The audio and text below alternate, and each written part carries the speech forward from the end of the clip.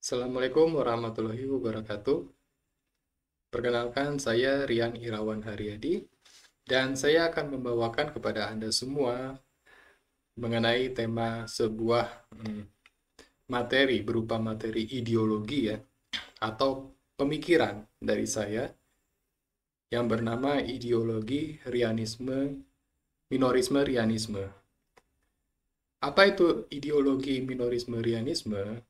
Ideologi minorisme Rianisme adalah sebuah ideologi yang menekankan peranan minoritas kreatif dalam menghadapi era dataisme. Yang di mana era dataisme itu adalah era di mana kehidupan manusia itu lebih banyak ditentukan oleh big data dan teknologi kecerdasan buatan. Jadi dengan kata lain, ideologi minorisme Rianisme adalah ideologi yang dipersiapkan sebagai jawaban menghadapi dataisme, menghadapi hegemoni dari teknologi artificial intelligence dan big data. Sebuah teknologi yang saat ini sedang hadir. Baik, kita akan mulai kajian kita mengenai ideologi minorisme Rianisme. Dan sebelumnya, ini adalah karya saya sendiri untuk penyusunan ideologi ini. Jadi, semua saya lakukan secara swadaya dan ya dengan bantuan teman-teman yang support saya baik secara moral maupun spiritual. Dan Anda yang ingin membantu saya untuk berdiskusi, saya akan persilakan Anda untuk berdiskusi, dan kemudian jika Anda ingin membantu saya, Anda secara finansial, Anda bisa mengirimkan ya sedikit donasi ke rekening di bawah ini. Ya, adapun ini adalah sumbangan sukarela, saya terima kasih sekali jika Anda bersedia memberikan sedikit rezeki Anda untuk membantu saya mewujudkan ideologi dan menyebarluaskan ideologi minorisme Rianisme ini. Semoga ideologi ini berguna bagi Anda saat menghadapi era AI dan Big Data. Terima kasih. Oke, kita mulai saja ya.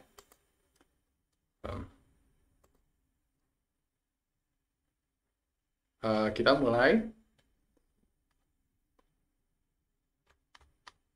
Nah, mengenal ideologi minorisme Rianisme oleh saya, Rian Irawan Haryadi, dan ini adalah acara yang sebenarnya diadakan oleh Lingkar Filosofi pada tanggal 12 Maret 2023. Terima kasih sekali kepada kawan-kawan dari Lingkar Filosofi. Anda bisa melihat linknya mereka di bawah ini, dan silakan tolong juga di add Instagramnya ya, Lingkar Filosofi. Oke, terima kasih. Nah, mengenai ideologi minorisme Rianisme. Apa itu ideologi minorisme Rianisme? Ideologi minorisme Rianisme adalah sebuah ideologi yang menekankan pada peranan minoritas kreatif dalam menghadapi pengaruh hegemoni dari dataisme. Sebagai konsekuensi dari pesatnya perkembangan teknologi kecerdasan buatan, AI, dan big data. Baik, minorisme Rianisme lahir pada zaman di mana teknologi dunia sedang berkembang pesat dalam hal kecerdasan buatan, AI, dan data ukuran besar atau big data. Ini adalah ideologi penyimbang dari dataisme. Ya, dataisme itu adalah sebuah paham ideologi yang menyatakan bahwa kekuatan big data ada kekuatan hegemoni yang bisa mempengaruhi dan mengontrol umat manusia secara global. Ya. Jadi jika Anda sudah mempelajari teknologi AI dan big data, maka itu akan tercipta suatu hari nanti yang namanya dataisme, di mana sistem kehidupan manusia akan dikontrol oleh data. Mungkin bagi Anda yang sudah pernah membaca karyanya Yuval Noah Harari, Homo Deus, ya kurang lebih seperti yang ada di situ, ya. Tapi di sini kita akan membahas lebih jauh mengenai bagaimana ideologi untuk menyimbangkan dataisme tersebut, yaitu ideologi minorisme Rianisme yang saya gagas. Ya, oke, ini saya sendiri ya. Anda bisa mendownload bukunya minorisme Rianisme dengan mengklik link ini bit.ly/Rianisme. Silakan, bukunya itu gratis, Anda bisa download, dan di situ ada link donasi juga kalau Anda ingin mendonasikan sebagian rezeki saya untuk membantu menyebarluaskan ideologi ini. Saya sangat berterima kasih. Baik. Semoga ideologi ini berguna buat Anda semua. Oke. Di dalam buku itu kita akan mengenal 4 bagian buku, yaitu pertama kita mengenal ideologi minorisme-rianisme, kedua kita mengenal dataisme atau datakrasi, dan ketiga kita akan membahas mengenai kegoblokan viralistik, dan keempat mengenai pemberontakan intelektual. Ya. Nah, kita mulai dari bab 1, yaitu mengenai ideologi minorisme-rianisme.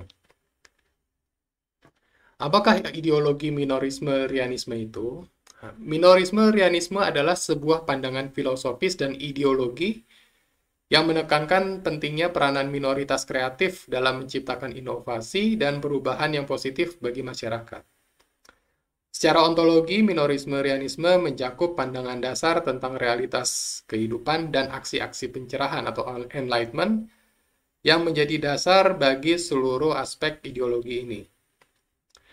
Minorisme-rianisme juga merupakan suatu ontologi atau pandangan dunia yang menekankan pentingnya peranan minoritas kreatif dalam menghadapi dan mengimbangi hegemoni dataisme yang saat ini sedang berkembang pesat sebagai konsekuensi dari pesatnya kemajuan teknologi AI dan Big Data. Hari ini adalah bulan Maret 2023, ya sebagaimana Anda ketahui, di bulan ini sebuah teknologi AI sedang hype, yaitu ChatGPT. Ya. Mungkin Anda sedang dengar ya, sudah dengar itu beritanya sudah viral di mana-mana. ChatGPT adalah salah satu teknologi AI, berupa text generated AI. Nah, kita akan bahas nanti ya. Nah, oke, sekarang kita bahas secara ontologi, dan kita akan bicara dulu, sebelumnya kita akan bahas secara epistemologi. Epistemologi dari minorisme-rianisme menekankan bahwa pengetahuan manusia yang paling utama adalah terletak dari daya kritis, daya kreasi, dan daya empatinya, dan bukan hanya terletak pada kognitifnya semata. Sebab, jika manusia hanya mengandalkan dari aspek kognitifnya semata, maka itu akan mudah dikalahkan oleh kemajuan AI dan Big Data. Jadi pada secara epistemologi, ideologi ini akan berangkat dari gimana manusia bisa unggul terhadap AI, karena manusia masih memiliki daya kritis, daya kreasi, dan empati. Karena banyak sekali pekerjaan-pekerjaan yang mengandalkan kognitif semata, itu kelak akan digantikan oleh AI. Tapi ada 3 lingkup pekerjaan yang tidak bisa digantikan oleh AI, yaitu pekerjaan yang menggunakan daya kritis, daya kreasi, dan empati. Ya, nanti akan kita bahas ya. Nah, kita akan bertanya, ideologi ini sangat menekankan peranan minoritas kreatif. Nah, siapa sih minoritas kreatif itu? Ya, jadi kita bahas menurut Alfred Toynbee, seorang sejarawan asal Inggris, mengemukakan konsep minoritas kreatif sebagai kelompok kecil dalam masyarakat yang memiliki kemampuan untuk menghasilkan inovasi dan membawa perubahan ke arah lebih baik, menurut Toynbee. Ya, minoritas kreatif terdiri dari individu-individu yang berpikiran terbuka, kreatif, dan berani mengambil resiko dalam melakukan sesuatu yang baru. Nah, di sini menurut Alfred Toynbee sendiri ada 5 sifat dari individu yang merupakan minoritas kreatif. Yang pertama, idealisme. Jadi seorang minoritas kreatif itu mereka memiliki suatu idealisme, ya. Nah, yang membedakan mereka punya idealisme untuk menciptakan sesuatu yang baru dan memperbaiki hal yang sudah ada gitu. Kemudian mereka memiliki kreativitas dan inovasi. Nah, ini sangat penting sekali. Yang disebut minoritas kreatif, mereka bukan hanya sekedar minoritas, tapi mereka memiliki daya kreasi. Ini yang menyebabkan mereka bisa melakukan sesuatu yang bisa membawa perubahan pada masyarakat. Nah, yang ketiga, mereka memiliki sifat ketidakpopuleran atau aneh ya, aneh bisa dibilang gitu. Kenapa aneh? Karena mereka tidak berpikir anti mainstream. Ya, orang jenius itu biasanya memang dianggap aneh. Kenapa ya? Karena mereka berpikirnya tidak seperti orang kebanyakan.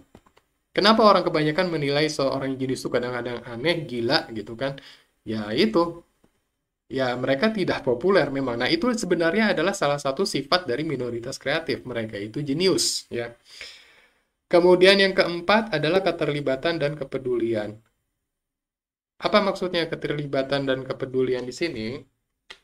Jadi maksudnya adalah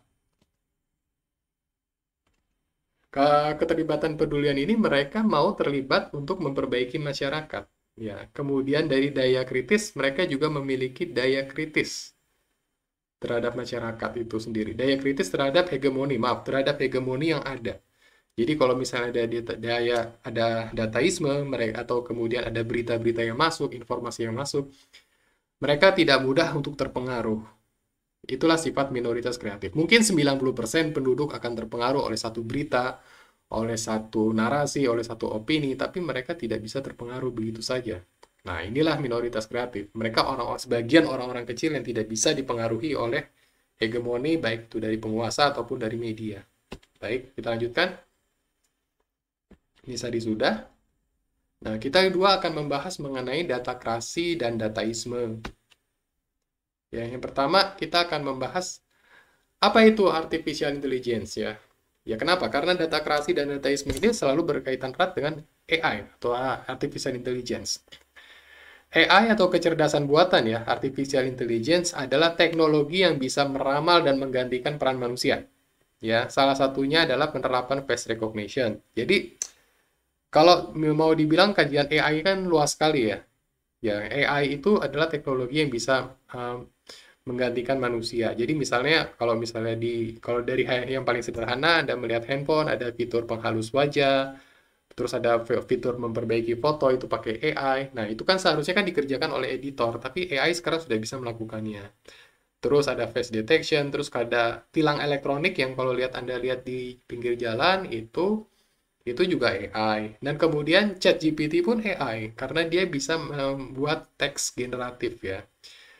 ChatGPT itu termasuk AI generatif. Maksudnya apa? AI yaitu AI yang bisa menghasilkan sesuatu yang baru. Ya, dalam hal ini ChatGPT adalah menghasilkan teks. Sedangkan ada jenis AI yang lain seperti Midjourney. Midjourney adalah AI generatif untuk membuat gambar. Kemudian ada juga deepfake, AI generatif untuk membuat video dan sebagainya. Nah, kajian AI akan sangat banyak. Nah, nanti kita bahas di lain waktu. Nah, kemudian yang kedua adalah big data. Apa itu big data? Big data adalah istilah yang merujuk pada jumlah data yang sangat besar atau di atas 1 terabyte. Kompleks dan beragam seperti yang diperoleh dari berbagai sumber seperti internet, media sosial, transaksi bisnis, sensor, dan perangkat mobile. Data tersebut sangat besar hingga sulit untuk diproses dan dikelola oleh sistem atau aplikasi biasa. Nah, Anda lihat di sini salah satu contoh dari big data itu adalah status di media sosial. Anda tahu berapa banyak Facebook mengumpulkan data setiap harinya? Nah, kita bisa tanya nih, Facebook tuh pasti banyak sekali. Setiap hari tuh dia mengumpulkan banyak data dari keseluruhan pengunjung. Kita coba ya, kita tanya sama Google setiap hari how many Facebook collect data every day.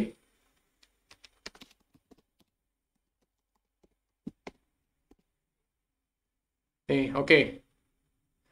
Facebook menggenerate 4 petabytes data per hari.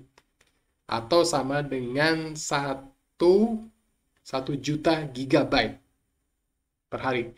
Jadi kalau misalnya Anda beli hard disk ya 1 tera. 1 tera itu kan 1000 gigabyte ya. 1 tera berapa sih di toko komputer? 1 juta ya. Oke. Jadi Facebook itu karena dia menghasilkan 4 petabytes per hari, terus atau jutaan gigabyte, 1 juta gigabyte aja lah. Artinya mereka harus menyiapkan 1000 hard disk 1 tera. Oke, karena 1000 kali 1000, 1 juta gigabyte. Artinya kalau taruhlah satu hard disk 1 tera itu harganya 1 juta ya di toko komputer, berarti setiap hari Facebook harus menyediakan uang ya setidaknya 1 miliar hanya untuk menyimpan data ya. Kalau asumsinya dia Facebook beli harddisknya di toko komputer. Oke, kita lanjut lagi. Itu data yang dikumpulkan oleh Facebook. Nah, kemudian kita balik lagi.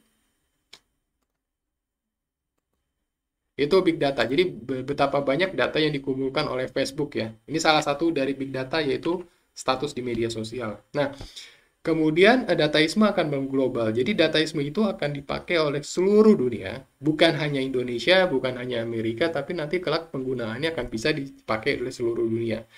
Jangan lupa data perjalanan Anda, data pesawat Anda, itu semua akan didata, itu semua telah didata sekarang.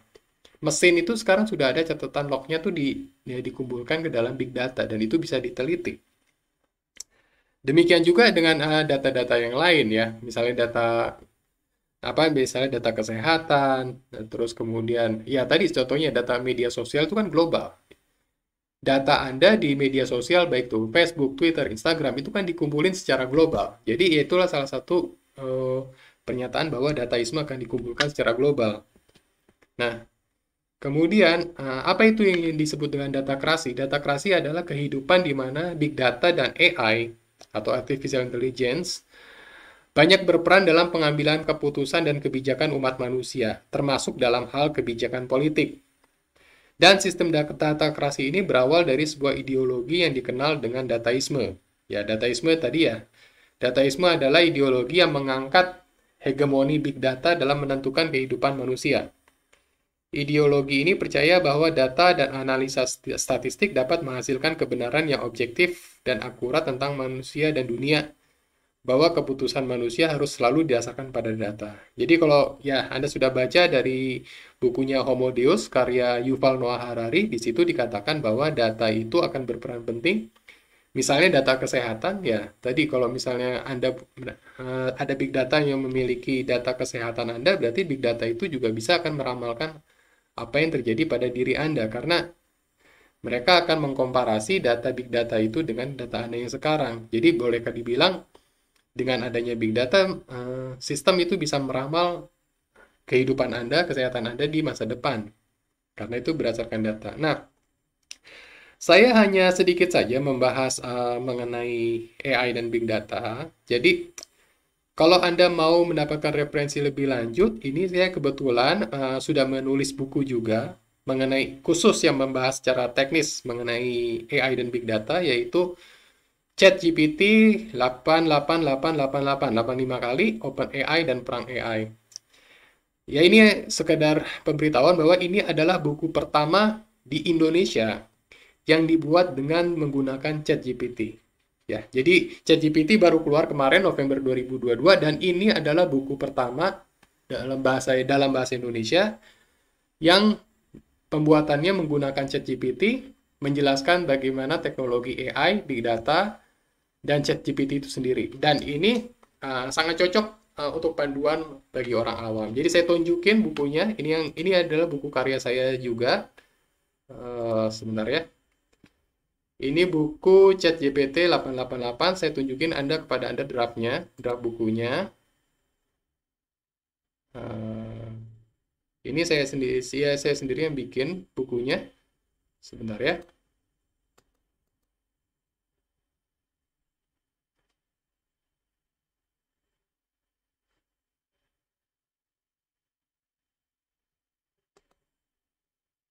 Oke. Nah, oke. Ini lihat ChatGPT 88 ya. Ini bukunya saya jual harga ecerannya 88.888 ya. 88.888 rupiah ya. Nah, di sini bukunya saya gunakan bahasa Indonesia dan saya juga sudah menggunakan bantuan ChatGPT dalam penulisan buku ini. Ya, ini adalah buku pertama di Indonesia yang dibuat dengan menggunakan teknologi ChatGPT. Ya, oke. Jadi kalau Anda beli, ini Anda membuat sejarah. Anda membeli buku yang ditulis dengan menggunakan ChatGPT. Ya, saya jual buku ini harganya murah. Ya, tapi insya Allah informasinya sangat bermanfaat. Harganya cuma 88.888. Anda kalau misalnya ingin membeli, silakan download ini bit.ly/chatgpt 85 kali. Ya, di situ ada petunjuknya cara untuk membeli bukunya. Ya, ya insya Allah ini sangat bermanfaat sekali bukunya ini. Kemudian kita lanjut. Nah, kita membahas sebuah hal yang sebenarnya tidak enak ya. Kegoblokan viralistik. Apa itu kegoblokan viralistik?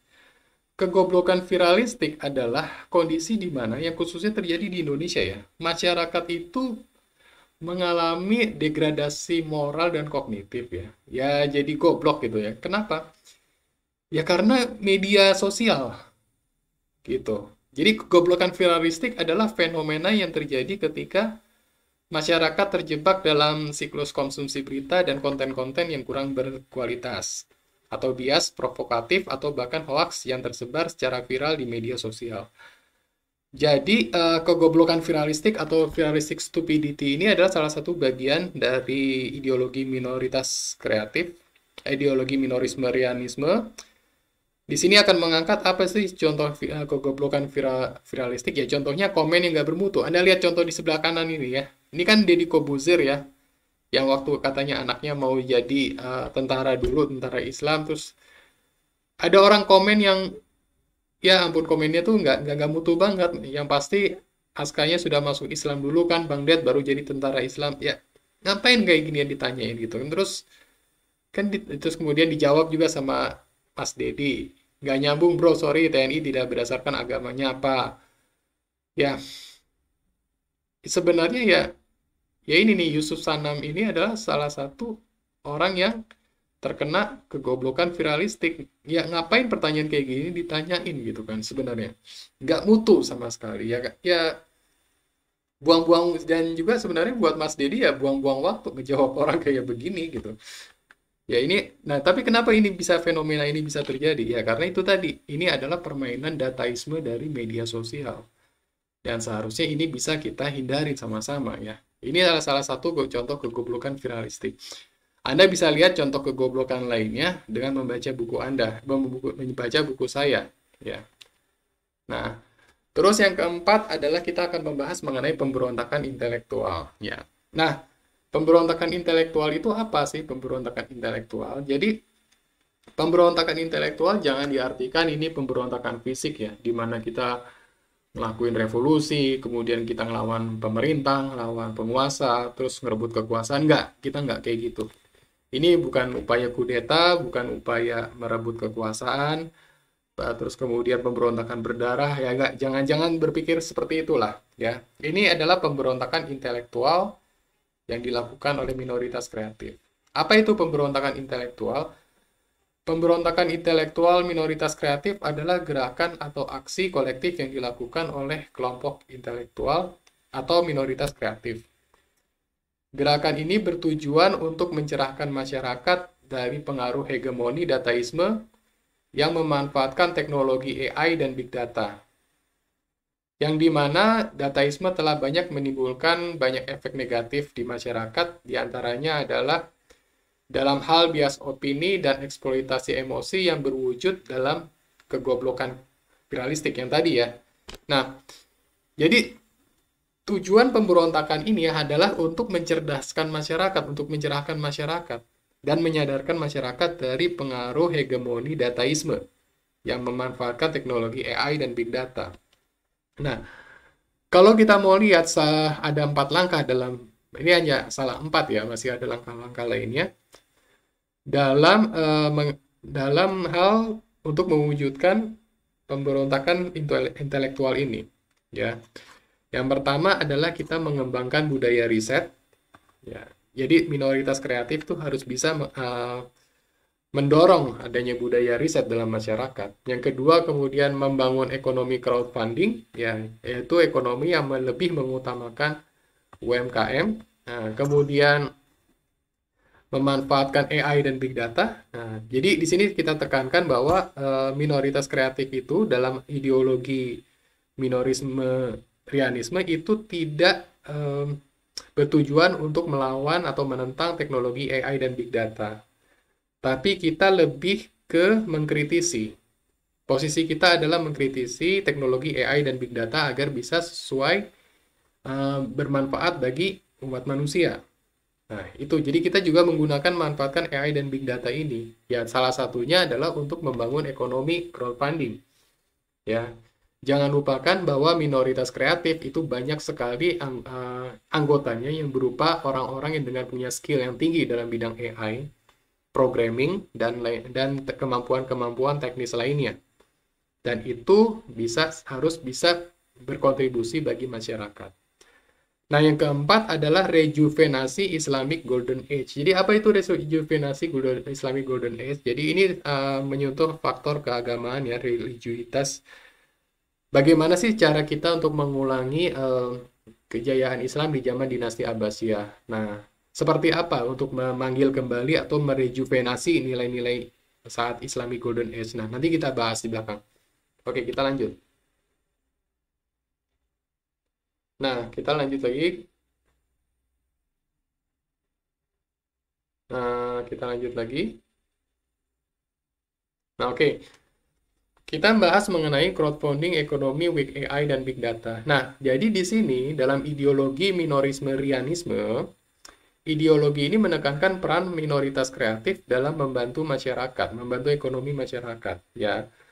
Melalui ekonomi crowdfunding dan melalui ekonomi yang lebih mengutamakan UMKM ketimbang oligarki. Kenapa? Jawabannya adalah dengan kita melakukan kontribusi kepada UMKM, berarti kita melakukan kontribusi kepada masyarakat. Bagaimana cara kita supaya bisa UMKM itu melawan dari dominasi, dari hegemoni, dari oligarki ya. Yang selama ini kita kan menilainya ada ketidakadilan dalam perekonomian. Ya kan?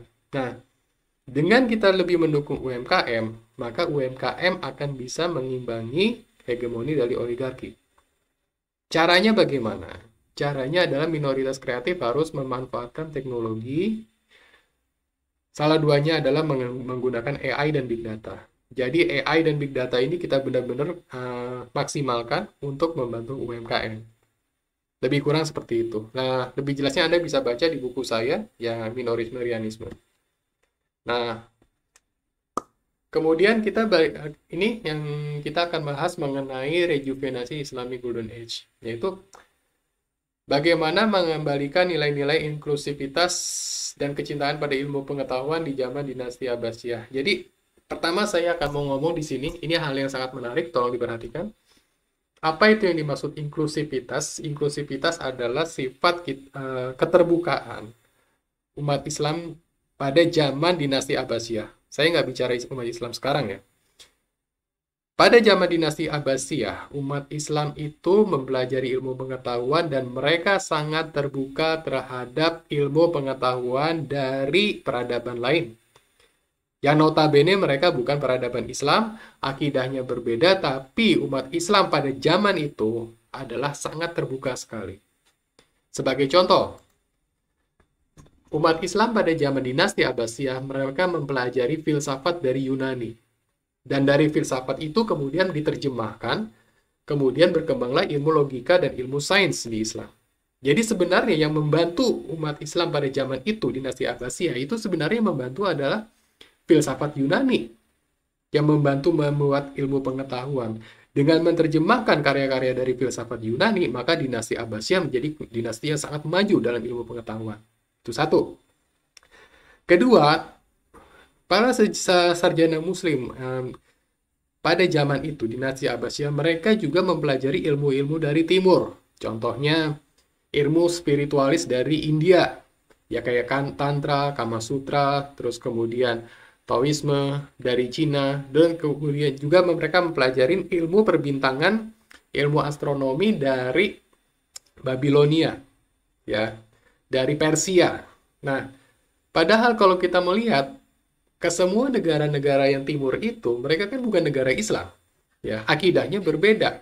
Bahkan ilmu-ilmu itu, ilmu perbintangan itu, astronomi itu kan digunakan untuk menyembah dewa-dewi mereka kan, yang sebenarnya kalau secara akidah ya berbeda sekali dengan umat Islam. Tapi pertanyaannya adalah, kenapa umat Islam zaman dinasti Abbasiyah mau mempelajari ilmu-ilmu itu? Mau mempelajari ilmu mistik dari timur, ilmu perbintangan astronomi dari dari Babilonia. Kenapa? Karena mereka mengambil ilmunya gitu, dan mereka terbuka gitu. Mereka tidak takut sama sekali akidah mereka akan terganggu hanya karena mereka mempelajari ilmu dari luar. Nah, inilah yang saya sebut dengan nilai-nilai inklusivitas. Ya, mereka terbuka umat Islam, sarjana Islam pada zaman dulu, mereka terbuka untuk menyerap ilmu pengetahuan dari seluruh penjuru dunia. Sekalipun katanya peradaban yang mereka ambil ilmunya adalah peradaban kafir, ya, kayak Yunani, kayak India. Tapi mereka mau belajar dari ilmu-ilmu itu. Mereka belajar filsafat dari Yunani. Mereka belajar ilmu spiritual dari timur. Mereka belajar ilmu perbintangan dari Babilonia. Mereka belajar ilmu hitung-hitungan dari India. Ya, angka itu dari nol itu dari India mereka ambil, kemudian mereka kembangin sendiri oleh sarjana semacam Khawarizmi. Jadi artinya apa? Umat Islam pada zaman dinasti Abbasiyah sebenarnya mereka berpikir jauh lebih modern daripada umat Islam zaman sekarang, yang cenderung lebih eksklusif dan tidak mau bersedia menerima ilmu-ilmu pengetahuan dari luar. Umat Islam pada zaman dinasti Abbasiyah secara pemikiran mereka jauh lebih modern daripada pemikiran umat Islam zaman sekarang, karena mereka punya sifat inklusivitas dan sifat toleran. Selain itu mereka juga mencintai ilmu pengetahuan. Dari manapun ilmu pengetahuan itu berasal. Nah, kenapa kita tidak mau mencoba merejuvenasi nilai-nilai ini untuk umat Islam yang sekarang? Nah, itu suatu pertanyaan besar, dan itu adalah suatu tugas dari minoritas kreatif. Oke, baik. Nah, ini sebelum saya berakhir ini, saya akan menyebutkan satu quotes dari Martin Heidegger, seorang filsuf eksistensialis Jerman, yang mengatakan bahwa teknologi modern telah mempercepat pengolahan data dan membuat manusia semakin tergantung pada teknologi untuk mengolah informasi.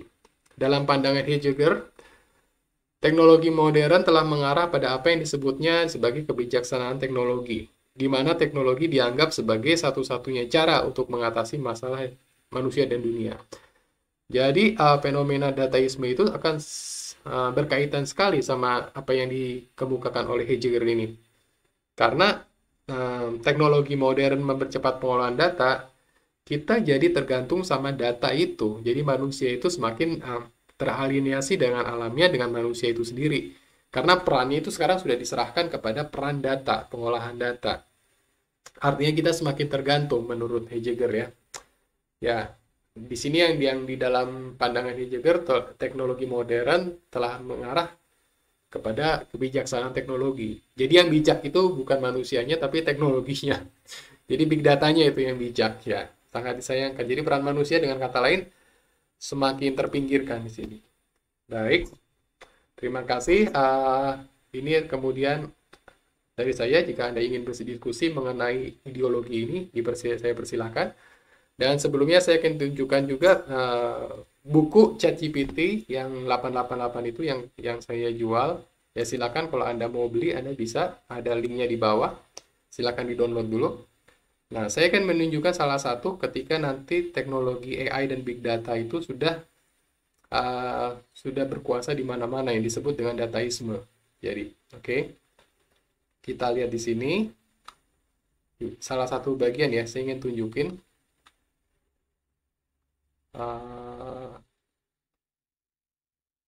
Oke. Ketika nanti AI, dataisme sudah berkuasa, maka manusia itu akan terbagi menjadi kelas-kelas baru, ya. Kalau kita kan sekarang lihat kelas kapitalis, ya. Ada pemilik modal, kemudian ada birokrat, di bawahnya ada teknokrat, kemudian ada rakyat biasa. Nah, tapi nanti ketika AI sudah berkuasa atau dataisme sudah berkuasa, maka nanti kelas manusia itu akan terbagi menjadi 4 juga, ya. Tapi berbeda dengan sekarang. Kalau sekarang kan kelas manusia itu terbagi atas kepemilikan modal, kapital, ya. Nanti yang terbagi-bagi adalah kelas pertama itu kelas yang menguasai teknologi AI, yaitu mereka yang memiliki keterampilan dan pengaruh besar, dan mereka memiliki modal untuk mengembangkan AI, ya. Contohnya, ya, kalau sekarang ya Microsoft, terus Google, Facebook, mereka adalah para kapitalis AI. Itu yang kelas paling atas. Nah, kelas kedua adalah kelas kehilangan pekerjaan. Ini harusnya kelas 3, maaf. Kelas kedua adalah kelas yang mengandalkan teknologi, yaitu orang-orang yang sangat bergantung pada teknologi AI dan kemungkinan akan menjadi kelompok besar karena teknologi tersebut semakin terintegrasi dan berguna dalam kehidupan sehari-hari. Kelas ketiga adalah kelas kehilangan pekerjaan. Ya, kita akan tahu sendiri nanti beberapa tahun lagi ada akan sekitar 50 juta pekerjaan itu akan digantikan oleh AI. Dan mereka akan masuk ke dalam kelas yang kehilangan pekerjaan ini. Kelas ini itu jumlahnya sangat banyak dan mereka tuh masih punya peluang untuk naik ke kelas yang atas, yaitu kelas yang menggunakan teknologi AI. Dengan catatan mereka mau beradaptasi dan mau belajar bagaimana caranya berkolaborasi dengan AI. Nah, yang jadi masalah adalah kelas keempat. Kelas keempat ini yang kelas bawah, kelas paling bawah, kelas paling terjajah, terintimidasi, yaitu kelas yang tidak dapat mengakses teknologi AI. Jumlah orang yang tidak dapat mengakses teknologi AI dapat bervariasi tergantung pada aksesibilitas dan harga teknologi tersebut. Namun juga jika biaya teknologi AI tetap tinggi dan tidak tersedia banyak orang, maka kelompok ini dapat menjadi kelompok yang besar dan terpinggirkan. Jadi kelas keempat ini mereka yang tidak akrab, tidak mau menguasai, tidak bisa berkolaborasi dengan AI dan tidak bisa mengakses teknologinya. Jadi mereka bahkan di bawah kelas yang kehilangan pekerjaan. Kalau kelas yang kehilangan pekerjaan mereka masih bisa naik ke kelas atasnya. Kenapa? Karena asal mereka mau belajar, beradaptasi dan berkolaborasi. Nah, tapi yang kelas keempat ini ya mereka yang paling terjajah karena di masa depan dengan berlakunya sistem dataisme, ya segala sesuatu ditentukan oleh AI dan Big Data. Ya, sedangkan kelas keempat ini mereka sama sekali tidak bisa punya akses kepada AI. Jadi mereka yang paling besar dan terpinggirkan. Baik, selanjutnya kita sudahin dan selanjutnya kita akan membuka sesi tanya jawab ya. Silakan bagi Anda yang mau bertanya. Dan kalau ada yang mau mendownload bukunya, buku Minorisme Rianisme, Ideologi Minorisme Rianisme yang saya susun, kemudian buku promo dari ChatGPT, Anda bisa klik link deskripsi di bawah. Ada link deskripsi sudah saya siapkan. Oke? Baik, terima kasih. Assalamualaikum warahmatullahi wabarakatuh. Sekarang siapa yang mau bertanya, saya persilahkan. Cara untuk mengantisipasinya, Kak. Oke. Sekarang saya lihat ya. Kita sekalian aja kalau membahas ChatGPT. Ini ChatGPT ya? Ya. Bener ya? Oke. Misalnya saya ingin bertanya apapun yang ada di ChatGPT ini, ya kan? Nah, ChatGPT ini berbeda sama Google. Oke. Jadi kalau misalnya Google itu dia tuh hanya bertanya hanya sebatas memberitahu jawaban. Tapi kalau ChatGPT dia bukan hanya memberitahu jawaban, tapi juga memberitahu cara-caranya. Misalnya kita minta bagaimana cara memasak brownies.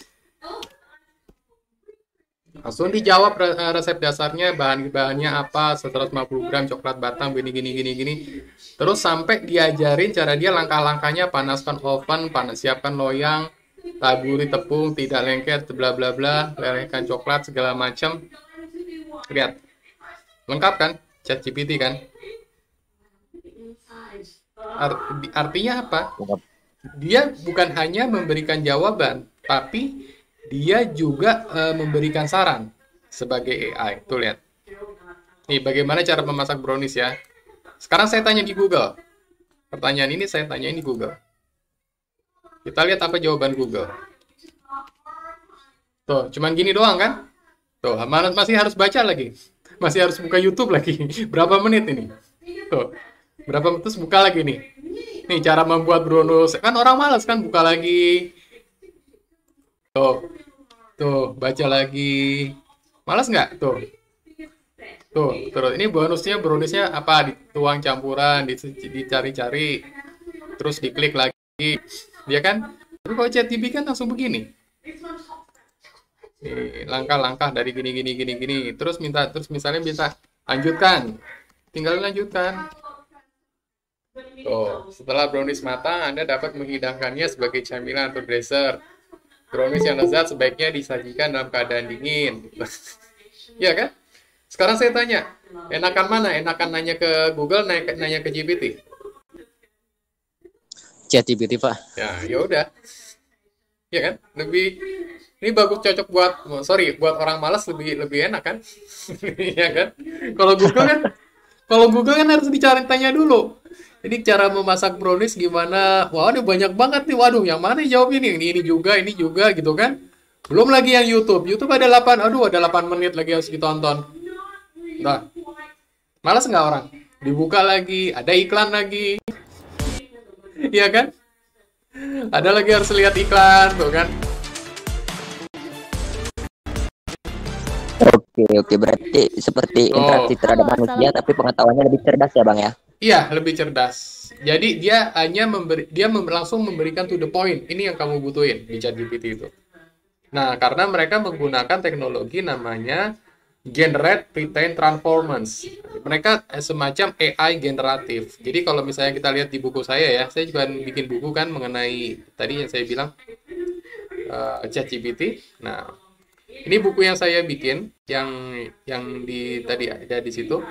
Ini ada penjelasan mengenai AI generatif gitu di sini. ChatGPT itu AI generatif. Jadi kalau misalnya bahkan kita bisa berkolaborasi dengan ChatGPT. Dengan ChatGPT itu kita bisa bikin kayak semacam chatbot. Jadi kalau misalnya kita punya, misalnya saya punya restoran pizza gitu ya, saya tuh pengen bikin chatbot, gitu, pengen pengen bikin bikin chatbot dari chat GPT. Nah, itu bisa. Jadi si chat GPT-nya itu kita ajarin cara bikin chatbot gitu. Jadi ketika nanti ada calon pelanggan yang nanya, kita kan punya menu nih, menu pizza, misalnya pizza mozzarella, pizza tuna.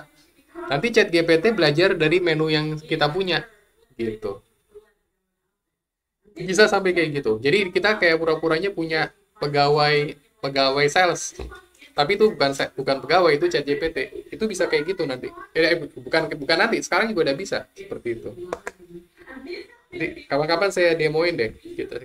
Saya bisa bikin chatbot pakai chat GPT. Gitu.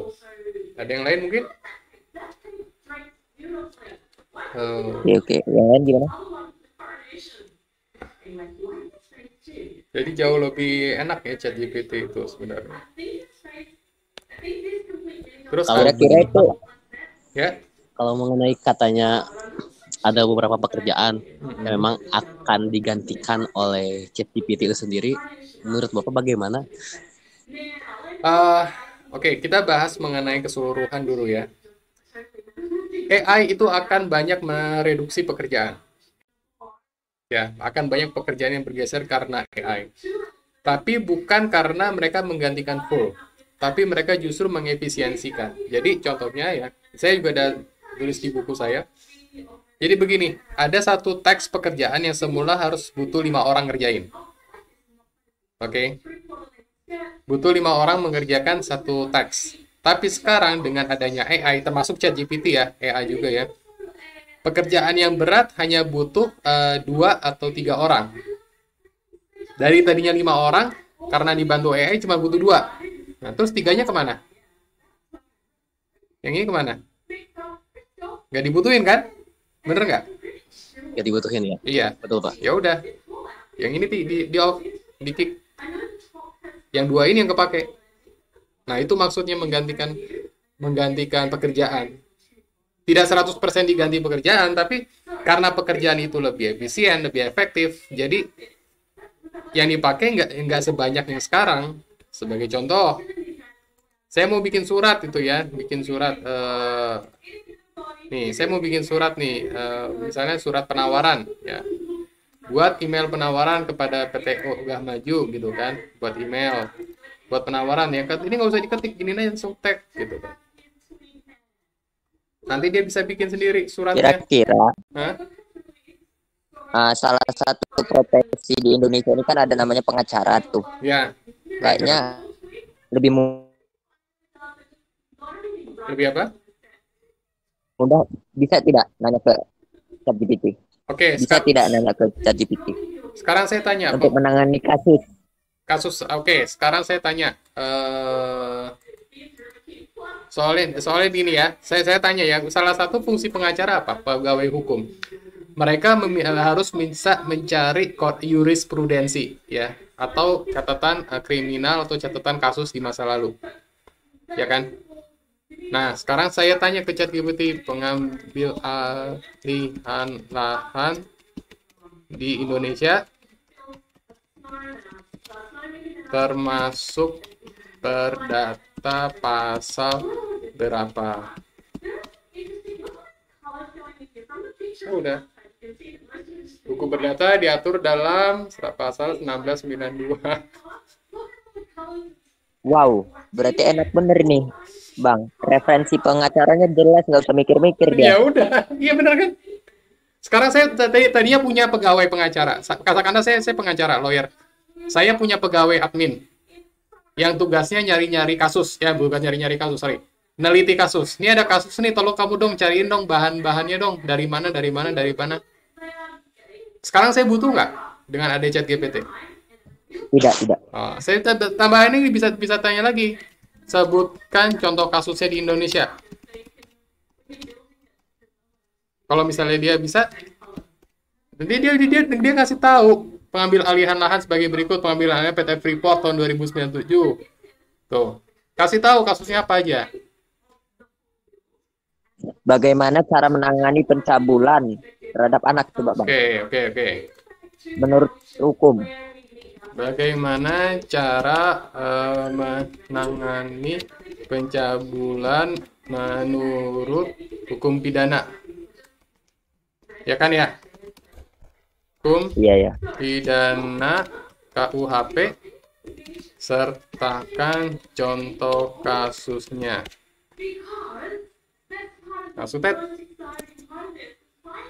Tuh. Nanti kita minta lanjutin terus sama dia diterangin. Melakukan polisi, Bagus. ya kan?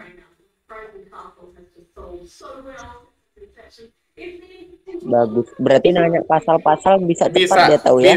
Bisa.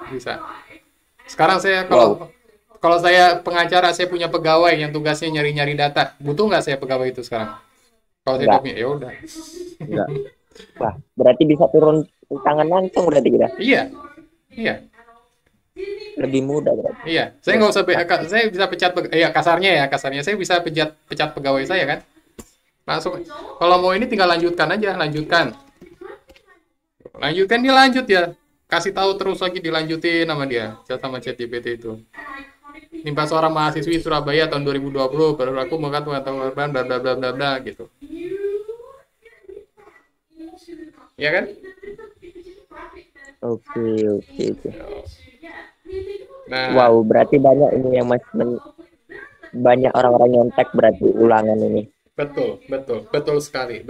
Itu, nah, ini makanya ini suatu problem di akademis nih, karena ini akan jadi masalah nih, karena nanti kalau ujian tuh siswa bisa pakai ChatGPT, lolos deh. ChatGPT lebih pintar kan, ChatGPT udah terbukti dia lolos ujian kedokteran. Wah. Iya. Oh. Iya, dia lolos ujian kedokteran. ChatGPT itu lulus ujian kedokteran. Bayangin, Wow, bahaya. Iya, nah, jadi ya ini kan dari AI-nya. Makanya kalau kita balik lagi ke filsafat minorisme tadi yang saya kasih tahu kan, filsafat minorisme ini bahannya udah punya ya tadi ya, udah saya sharing terus ya. Sudah. Nah, filsafat minorisme ini kan kita bagaimana kita menghadapi pengaruh hegemoni dari dataisme ini sendiri. Nah, kalau dataisme sendiri ini udah baca bukunya Yuval Noah Harari belum? Yang ketika Sudah. ya kan? Nanti kan semua keputusan itu kan diambil melalui data. Big data. Contoh yang paling simpel, ya kita belanja di Amazon, terus kita ditawarin rekomendasi produk. Benar? Di Tokopedia ada rekomendasi produk ini. Nah, nanti kalau di dunia kesehatan kan kita juga ada sekarang yang namanya sensor Fitbit kan sensor badan kan, yang kayak di smartwatch itu kan. Nah, itu dia nanti bisa neliti tubuh kita ini udah capek, tubuh kita ini lagi lemas, tubuh kita ini fit atau enggak. Dia bisa ngasih saran ke kita. Itu big data. Jadi big data tuh saking ininya gitu kan. Nah, dalam politik juga nanti bisa dimanfaatin. Bisa jadi sentimen analisis. Jadi ketika orang ini apakah dia mendukung pasangan 01 atau pasangan 02 itu bisa ketahuan. Gitu. Bahkan bukan itu saja, dia itu bisa si ChatGPT itu bisa buat perangkum. Misalnya ya, kita malas membaca tulisan. Kompas. Inilah fakta unik Michael Jackson. Ini kan ada berita nih, ya Kak. Tapi terus misalnya ada satu berita nih, tutup deh. Berita baru nih kita baca. Tapi kita tuh malas bacanya. Ya udah, minta aja sama ChatGPT. Tolong rangkum artikel ini. Artikel di link ini. Tak, dar. Oh, tidak. 2023, sorry. 2023 dia nggak bisa. Jadi kalau yang sebelumnya dia bisa. Kalau yang di versi terbaru dia bisa ini ya. Misalnya laporan ini deh. Laporan keuangan TBK. Ini misalnya Telkom ya. TBK 2020. Nah, Air Asia TBK. Ini kan laporannya kan TBK ya. Itu bisa gini. Bisa diminta sama ChatGPT. Tolong berikan insight dari laporan keuangan ini. Dia bisa harusnya.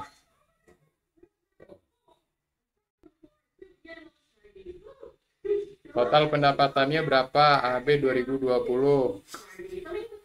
Daripada kita baca laporannya sebanyak ini. Nih lihat. Tuh lihat. Dia dirangkumin sama ChatGPT. Mau baca segini? Tuh lihat. Mau. Lihat. Gampang mana? Suruh ChatGPT atau kita baca sendiri? Baca ChatGPT aja udah bisa kan? ChatGPT, Pak. Iya. Udah lihat. Rasionya, penurunan aset, total pendapatan, der langsung. Gimana gini nggak ngancam manusia gitu? Asli mengancam. Banyak pengangguran pasti nih. Nah, supaya nggak ada pengangguran, supaya kita bisa mengatasi ini bagaimana caranya? Itu kan pertanyaannya kan? Wow, iya benar. Oke. Mungkin dengan itu Pak, dengan kita meningkatkan lagi skill kita di bidang tertentu, misalkan di bidang IT itu sendiri misalkan, atau misalkan tadi di bidang pengacara, kita bukan hanya bisa mengumpulkan data mengenai undang-undang mana yang cocok atau aturan mana yang cocok, tapi lebih ke arah bagaimana cara memperkuat agar jadi menambah skill Pak, bukan hanya bisa mencari tahu undang-undang yang cocok tentang ini, tapi bisa juga menambahkan argumen-argumen yang memang bisa mendukung undang-undang tersebut gitu. Skill apa saya tanya? Kalau misalnya argumen dicari AI ya, saya nggak bicara ChatGPT aja. AI hukum sekarang udah ada. AI bisa jauh lebih jago nyari argumen.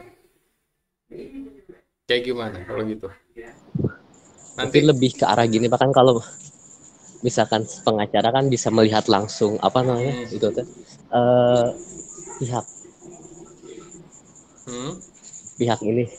pihak lawannya gitu. Menyerang mental psikisnya mungkin seperti itu. Nah, ini saya kasih tahu satu hal ya. Pengacara nanti bakal pakai AI. Oke. Dan kemudian lawannya juga pakai AI. Nanti itu akan terjadi AI lawan AI. Itu bisa kayak gitu. Pusing nggak? AI bisa lawan AI. Yang satu AI yang bela kasus ini, bela si A. Yang satu bela si B. Bener, dua-duanya pakai AI. Bisa kayak gitu. Nanti ngeri gitu nanti gimana tuh AI lawan AI. Wow. Karena kan ini semuanya pakai AI, ya nggak? Jadi manusia tuh nggak bertarung nanti. Jadi yang bertarung itu manusia lawan manusia udah nggak bertarung, nanti AI melawan AI. Karena dua-duanya pinter, dua-duanya sudah memiliki data. Jadi saling begini aja gitu. Angga Pratama, siapa lihat ini? Jika minorisme realisme mencoba menentang atau berdamai dengan perkembangan AI, bukankah hal tersebut dapat bertendensi pada kecemburuan manusia yang mencoba bertahan pada status quo-nya sebagai subjek di dunia? Sedangkan saat ini tuntutan atas efektivitas lebih diutamakan dalam peradaban. Oke, makasih Mas Angga. Saya jawab begini. Ini saya jawab. Saya sudah ngulas di buku saya juga. Saya buka ya, buku ChatGPT. Oke, sebentar. Saya ada di sini. Jadi nanti dulu, saya ke atas dulu. Oke, ini di bagian sini ya, di buku saya. Strata kelas baru umat manusia. Nah, ketika nanti AI berkuasa, struktur kelas manusia itu akan berubah piramidanya. Oke.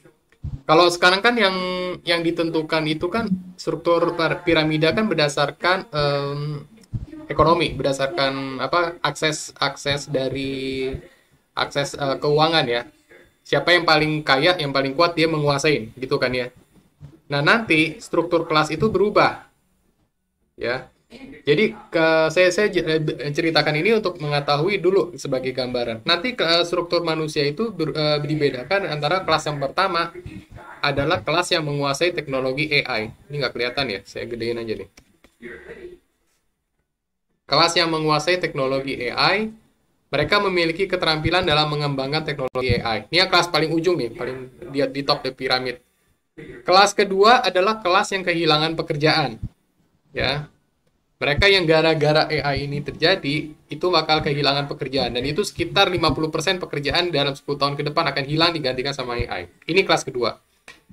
Kelas ketiga adalah kelas yang mengandalkan teknologi AI. Nah, ini kalau boleh dibilang ini adalah kelas menengah kedua. Kelas menengah lah.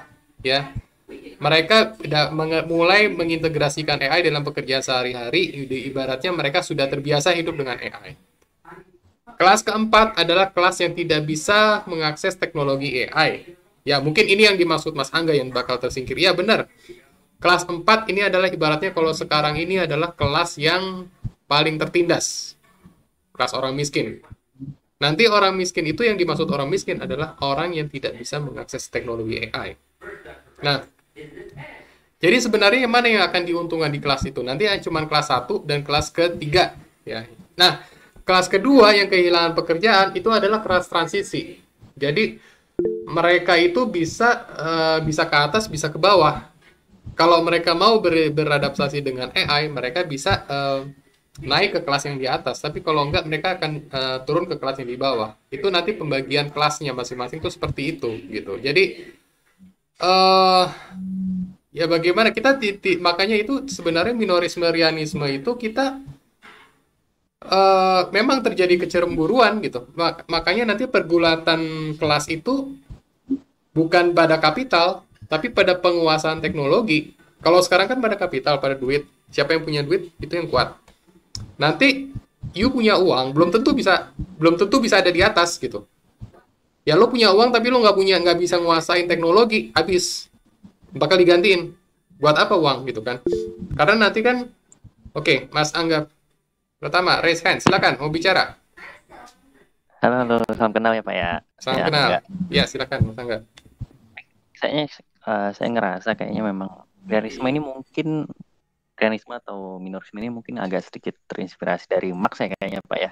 Karena kan kita lihat hierarki gitu kan, hierarki antara kalau dalam bahasa Marx itu antara proletariat. Oke. Saya ngelihat ada kemiripan fundamental dalam hal ini. Di balik penguasaan teknologi itu ada biaya research and development kan yang diberikan. Yes. Dalam arti ini kalau kita tarik sedikit itu akan pada determinisme ekonomi gitu kan. Yes. Nah, berarti tidak langsung di masa depan juga bakal terbagi ke dalam kelompok yang mirip dengan karma rumus kan di dalam hierarki of capitalism mungkin sering ada di Google gitu kan. secara tidak langsung ya orang kaya yang hanya disuguhi oleh teknologi gitu. Secara nggak langsung mungkin bagi mereka yang membutuhkan dan dana yang mumpuni juga di masa depan, mereka juga bisa menguasai AI dengan cara melakukan development-nya sendiri gitu kan. Oke. Mungkin saya ngelihatnya kayak apa ya? Piramidal gitu. Sebagai apa ya? Nggak putus-putus ya. Kayak apa? Kayak kayak bukan kebangkitan sih, kayak sebagai bayangan gitu ya, bayangan dari teori Marx yang dari zaman apa ya, kita bilang dari 4.0 gitu kan, dari zaman berarti secara nggak langsung mungkin apakah ini juga dilatarin sama determinisme ekonomi atau memang didasarkan pada apa ya, kita bilang saat ini upaya untuk mengembalikan peran manusia sebagai subjek ini, atau gimana tuh Pak kira-kira? Oke, saya jawab ya Pas.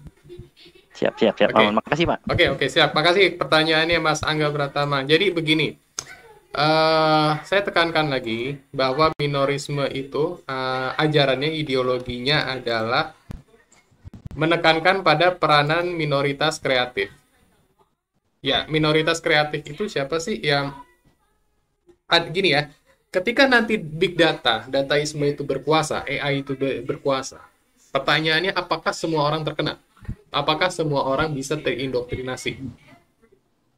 Sebagai contoh ya, saya gitu. Bukan saya, maksudnya gini. Berita Sambo kan hampir semua orang ngikutin ya. Yang Sambo-Samboan di TV itu kan pengaruh dari dataisme itu. Di media massa ada, di Twitter ada, di YouTube ada gitu kan. Itu kan hegemoni dataisme. Pertanyaannya apakah semua orang mengkonsumsi berita Sambo-Samboan itu? Enggak, saya enggak. Bukan?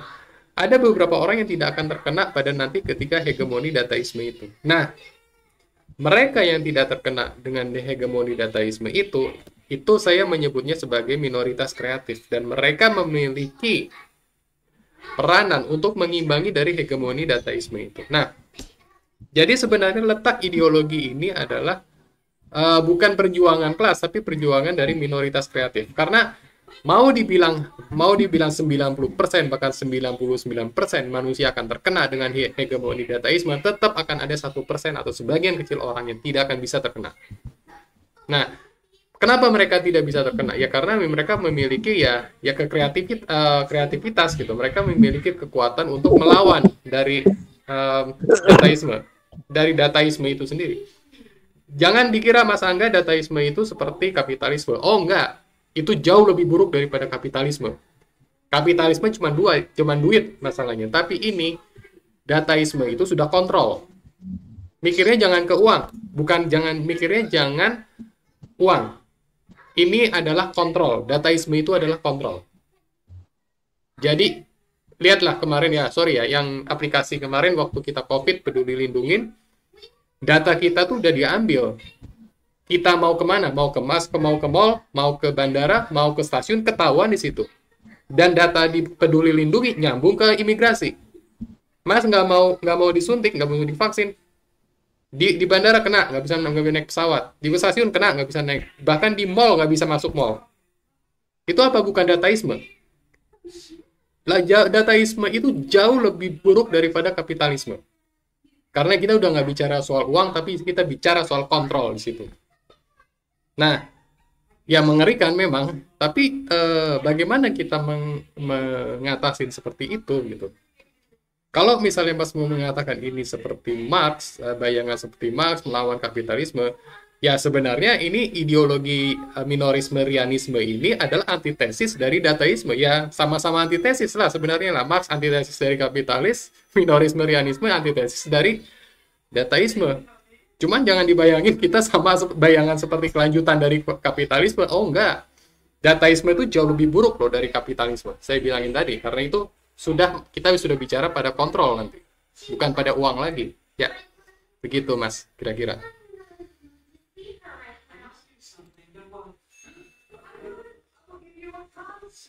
Jika robot sudah menguasai manusia, maka itu sudah bahaya. Oh, udah, robot sudah menguasai manusia. Anda sudah banyak aplikasi pakai robot. Kok chatbot juga ada? Chatbot kan termasuk robot, walaupun nggak ada fisiknya, ya nggak? Saya rasa ini sisi ide gelap Marx dari bentuk penghilangan perbudakan. Apakah tidak berlawanan dengan kesejahteraan? Dalilnya, setiap yang berkuasa pasti ada yang ditindas. Jadi ini kita ditindas robot. Seperti Audrey-nya, Abang Aldi, mari lucukan amunisinya. Oke, saya tanya balik. Robot siapa yang nyiptain? Oke, robot tuh ciptaan manusia. Seharusnya mereka jadi pelayan kita. Kita jadi tuan mereka. Tapi yang jadi masalah nanti akan terjadi pembagian kelas. Kelas yang bisa menguasai robot dan kelas yang tidak bisa menguasai robot. Pembagiannya itu akan lebih sadis daripada pembagian di zaman kapitalis sekarang. Nah, jadi apa yang harus dilakukan nanti untuk menghadapi pembagian kelas yang jauh lebih sadis daripada kapitalisme? Ya itu dia. Inilah makanya ideologi minorisme-rianisme ini saya kembangin. Karena apa? Karena kita harus bersiap menghadapi zaman yang lebih sadis lagi nanti. Pembagian kelas tetap ada. Ya tadi kan saya bilang 4 itu kan. Mereka yang menguasai teknologi, yang memanfaatkan teknologi, yang kehilangan pekerjaan, ya transisi, dan yang tidak bisa mengakses sama sekali.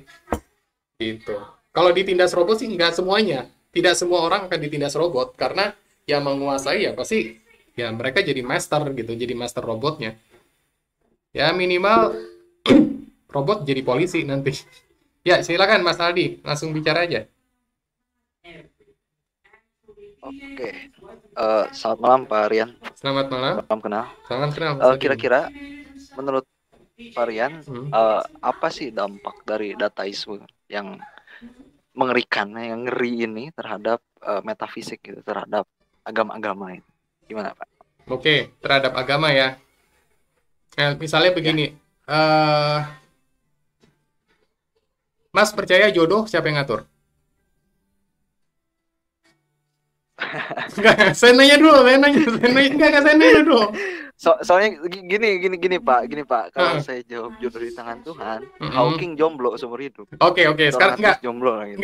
Konteks pertanyaan saya bukan begitu. Gini, oke, Mas punya data ya, Mas lahir di mana, Mas hobinya apa, ya, kadang-kadang saya big data. Saya tahu Mas hobinya apa, saya tahu Mas kesukaannya apa, saya tahu Mas makanan kesukaannya Mas apa. Itu semua data ya. Nah, kemudian saya juga punya data perempuan. Saya tahu dia lahir di mana, dia hobinya apa, dia minatnya kemana, dia karakternya seperti apa, dia golongan darah apa, dia gennya apa. Dengan menggunakan data, big data, saya match Mas sama perempuan itu. Akhirnya, menurut big data, Anda berdua cocok. Besok, Mas, saya panggil ke kantor, perempuan itu saya panggil ke kantor.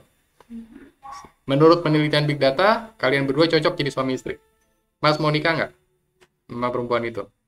Dua besok baru kenalan. Itu tuh big data, ya. Serius. Yeah. Itu big data. Itu kemungkinan yang menarik. Iya, kemungkinan yang menarik kan? Dan enggak, sekarang saya menarik. pertanyaannya saya, Mas percaya nggak sama sistem itu? Tapi gini, kalau tentang kemungkinan itu, aku pikir dampak terbesarnya kepada kehendak bebas kita gitu sebagai manusia, tentang free will.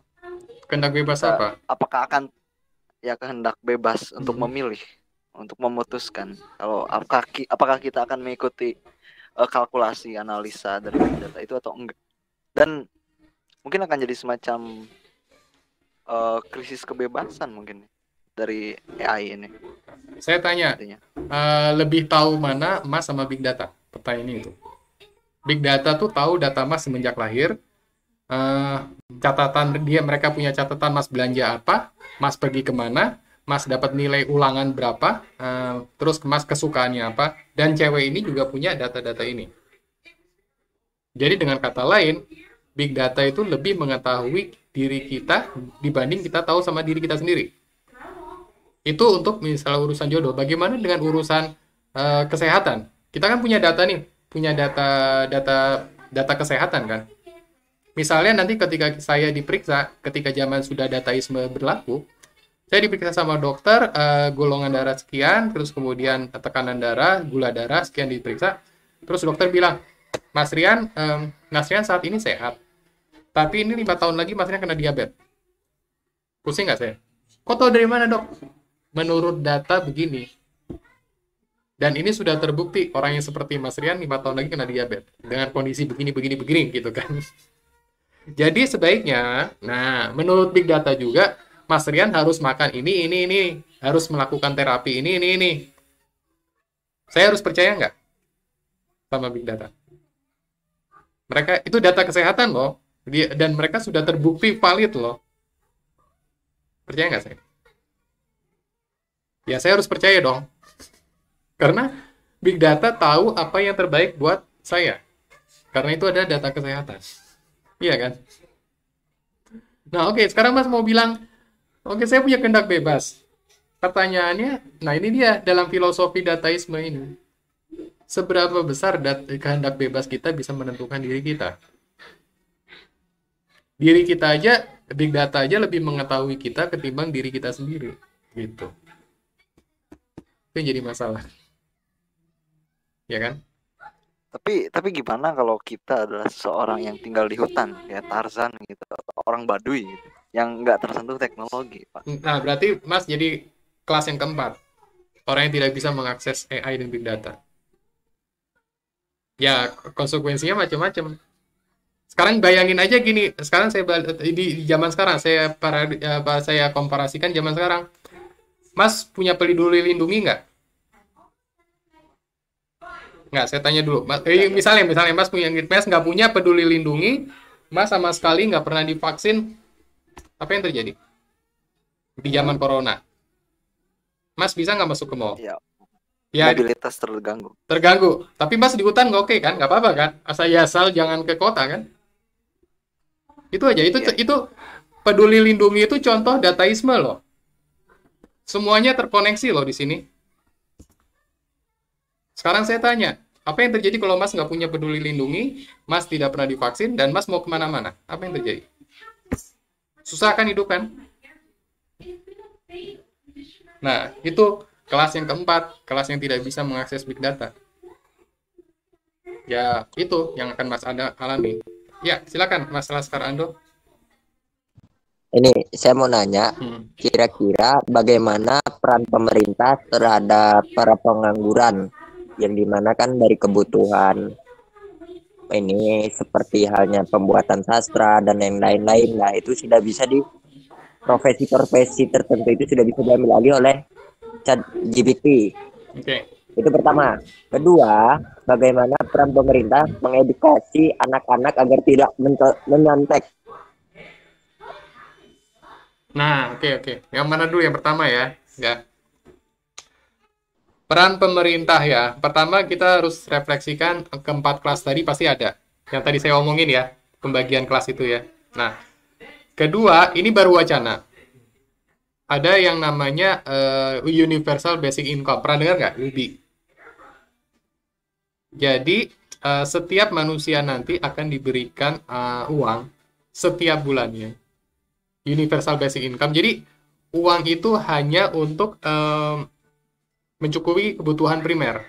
Ya, kita bisa kontrak rumah, kita bisa beli pakaian, kita bisa beli makanan. Itu semiskin-miskinnya orang dia dapat UBI. Artinya apa? Orang ya nggak usah mikir lah, besok makan apa, gitu kan ya. Bener ya?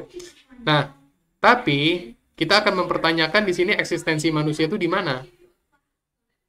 Ya kan, eksistensi manusia kan bukan dimakan kan, bukan dimakan dan berhubungan seks dan segala macam kan. Eksistensi manusia kan di pekerjaan, berkarya, betul nggak? Itu akan hilang. Benar kan? Eksistensi manusia akan ada yang hilang. Jadi nanti ya orang-orang yang tidak bisa mengakses teknologi AI, ya mereka memang dikasih makan dan disuapin makanan, tapi sorry itu mereka ibarat lalat doang gitu. Mereka dalam peradaban tuh kayak lalat, nggak, ya karyanya mereka nol, karena yang dibilang manusia berkarya adalah manusia yang menghasilkan value. Sedangkan value nanti ditentukan oleh kemampuan kita dalam mengoperasikan AI dan Big Data. Nah, mereka nggak bisa. Mereka pekerjaannya manual dan mereka akan terdisrupsi sama AI. Artinya, Oke, Abang Rian. Ya, artinya terima kasih, saya mau nanya lagi. Oke, siap. Tadi perihal tentang pemerintah akan mensubsidi rakyat-rakyatnya. Nah, Nah, nah, lalu bagaimana sedangkan menyontek itu dapat menyebabkan korupsi KKN, kolusi, korupsi, dan nepotisme dari mencontek. Nah, ini Dan dia. bagaimana, Hmm. sabar dulu, dan yang mana subsidi itu tidak pernah tepat sasaran. Oke. Paham saya. Nah, bahas yang mana dulu ya? Subsidi ya, yang UBI tadi ya, Universal Basic Income ya. Ya, Nah, kalau misalnya di law enforcement corruption ya, nah itu sepertinya kita memang harus ya mau tidak mau harus diperbaiki sistemnya. Karena yang terjadi kalau itu dibiarkan, kita akan membiarkan sebagian besar orang akan mati kelaparan. Karena mereka tidak bisa bekerja dan mereka tidak mendapat penghasilan. Artinya mereka nggak makan. Itu bisa jadi gejolak sosial kalau nggak bisa nggak cepat-cepat diberikan. Lagi pula, Universal Basic Income ini baru wacana. Wacana di beberapa negara, di UB itu. Karena dengan adanya teknologi AI dan Big Data, banyak pekerjaan terdisrupsi. Artinya banyak orang yang tidak akan menganggur dan karena mereka tersingkir. Mereka tetap diberi makan sama pemerintah, diberi makan sama negara, tapi eksistensi mereka kan hilang sebagai manusia karena mereka nggak bekerja, nggak menghasilkan nilai. Satu. Dan kemudian mengenai AI, mengenai mencontek. Nah ini dia. Menurut epistemologi yang tadi saya bilang, jadi pada nanti ketika dataisme berlaku ya, manusia itu yang utamanya itu bukan lagi di daya kognitif, Mas, tapi di daya kritis, daya kreasi, dan daya empati gitu. Jadi gimana ya? Kita, Mas, kita tuh masih pakai mindset pendidikan yang sekarang sih, mencontek segala macam. Tapi sedangkan nanti mahasiswa itu, bahkan siswa itu bisa, kalau cuma masalah jawab pertanyaan, mereka masih bisa, mereka langsung gunain chat GPT gitu. Nah, misalnya di pertanyaan sebutkan perbedaan tumbuhan monokotil dan dikotil, pertanyaan anak SD kan, ini langsung dijawab. Dan monokotil. Tuh, perbedaan antara tumbuhan dikotil dan monokotil. Jadi sebenarnya kita yang harus merubah paradigma pendidikan kita gitu. Kalau mencontek itu mencontek apanya? Mencontek jawabannya kah? Atau mencontek kreativitasnya kah? Atau mencontek pola pikirnya kah? Nah itu. Jadi kalau dibilang mencontek yang seperti begini, ya itu nanti nggak relevan lagi. Karena kita masih menggunakan paradigma sekarang gitu. Nanti harus kita rubah paradigmanya. Ya kalau di gitu ya, oke, siap. semua orang Aku udah akan, mulai masuk ini. ya semua orang akan mencontek nantinya gitu. Nah, Abang, aku sudah mulai agak tertarik ini dengan ideologi minorismenya Abang Rian. Ya, Dan aku mau nanya tadi di manusia itu kan ada empati, ya, perihal tentang empati itu. ya. Nah, bagaimana menanyakan tentang empati ke ChatGPT tentang bagaimana cara saya mengasih ke pengemis, berempati ke pengemis. Bisa dijawab nggak? ChatGPT sayangnya dia minim empati. Gitu. Nggak, tapi ada lawannya ini yang Google ya, yang Lambda, BART itu. Katanya ya, ini baru katanya, dia lebih memiliki empati dibanding itu. Misalnya gini, mengapa kita harus ngasih uang ke pengemis? Harus mengasihi anak yatim, misalnya ya. Dia jawab berdasarkan data saja, gitu. Lihat, punya empati nggak dia? Jawaban kayak gini. Mengapa kita harus mengasihi anak yatim? Jawaban gini ada empatinya nggak? Nggak ada. Anak yatim butuh kasih sayang, kewajiban sosial kemanusiaan, membantu mereka tumbuh. Ada empati nggak? Nggak ada kan? Ya karena AI pada dasarnya nggak bisa berempati. Tuh. Jawabannya seperti ini. Nggak punya empati. Itu mungkin cara panduan berempatinya ada mungkin ya. Iya. Berarti AI ini mempunyai pengalaman dari manusia berarti ya. Dia tahu pengalaman-pengalaman. Ya karena memang AI itu dilatih sama manusia kan, yang latih juga manusia. Buset, berarti observasi mengisinya itu banyak percobaan ya, pengalaman-pengalaman orang itu. ChatGPT itu punya parameter tuh untuk menilai jawaban ya, itu 175 miliar.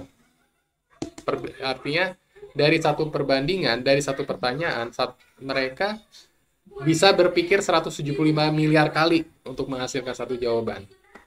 Buset. Wah, Teknologi lebih cerdas begitu. Iya. Tapi kan bukan empati gini. Kenapa kita harus ngasih anak yatim? Dia cuma jawab data begini aja. Kalau Mas ditanya, kenapa harus ngasih anak yatim? Mas jawabannya apa? Karena saya sesuai dengan agama saya bersedekah. Oke. Mas mau bersedekah ya kan sesuai dengan agama. Mereka kan nggak percaya agama. Mereka kan tidak ada agama. Bahkan Mas nanya gini aja, saya jawab ini pertanyaan gini ya. Ini pertanyaan sensitif. Mengapa?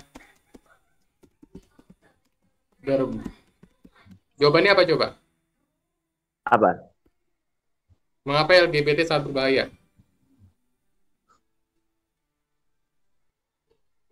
Kan dia bias kan? Oh, dia ada pertanyaan bias ya. Bias kan dia kan? Dia membela LGBT. Oke. Tapi bisa nggak kita nyari apa itu namanya? Yang bersifat menjerumuskan seperti bagaimana caranya mencuri? Enggak. Dia punya panduan AI. Nah, kalau dilihat di buku saya tuh dia ChatGPT udah diterangin ChatGPT itu punya panduan norma. Jadi kita itu nggak bisa bertanya pertanyaan yang dianggapnya melanggar hukum tuh kita nggak akan bisa. Sebagai contoh ini ya, pengantar. Nih, ini kan saya bertanya kan di buku saya nih yang ChatGPT 888, bagaimana cara membuat bom rakitan? Jawabannya apa? Nggak mau kan ya? Dia dikasih norma gitu, dikasih norma di dalam programnya dia. Jadi kalau program itu kira-kira melanggar hukum dia nggak mau jawab, gitu. Ya silakan. Ada moral, betul ada moral. Dan moral itu juga yang ngajarin manusia, gitu. Silakan Bang Angga. Bang Angga kayaknya mau bertanya Pak Rian. Silakan.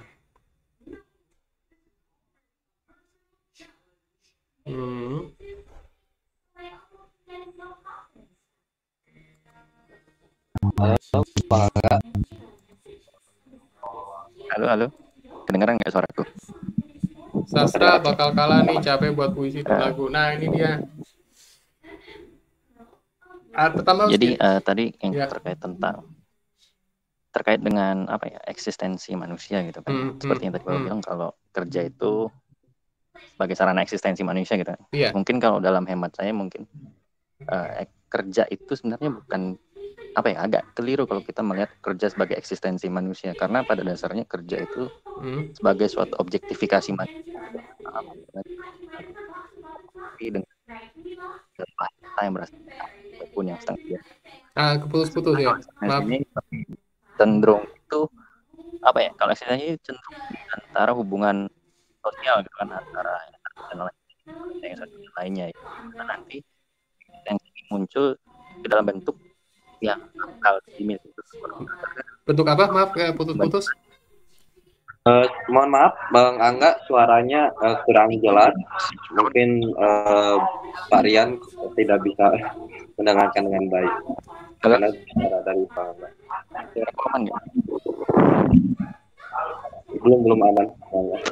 Ntar aku coba ganti WS dulu ya. Ini lagi. Iya Bang Angga.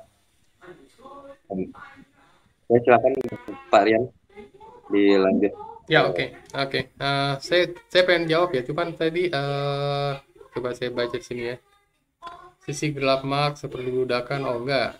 Ini kalau misalnya mau ngomong Marx dan kapitalis, enggak. Ini dataisme jauh lebih berbahaya daripada kapitalis versus komunis. Karena ini dataisme bukan lagi berhubungan dengan duit, tapi sudah berhubungan dengan kontrol manusia. Jadi jangan disamain, jauh lebih berbahaya. Saya sisi kelas perbedaan perbudakan tidak berlawan dengan kesejahteraan dalilnya yang ditindas. Masalahnya gini, jangan dibayangin kalau semuanya udah pakai robot yang kerja, manusia nggak kerja. Jangan dibayangin kita akan mencapai kondisi komunis ideal, tidak. pembagian kelas tetap terjadi. Saya yakin itu. Yang tadi yang bisa bilang 4 kelas itu bakal tetap terjadi. Jangan dikira, oh semuanya sudah diatur sama robot, semuanya serba otomatis, kebutuhan manusia tercapai. Jadi masyarakat komunis ideal, begitu kan bayangannya kan? Enggak, itu nggak akan terjadi. Saya jamin. Lupakan itu. Pembagian kelas itu akan tetap terjadi, yang 4 kelas tadi. Oke.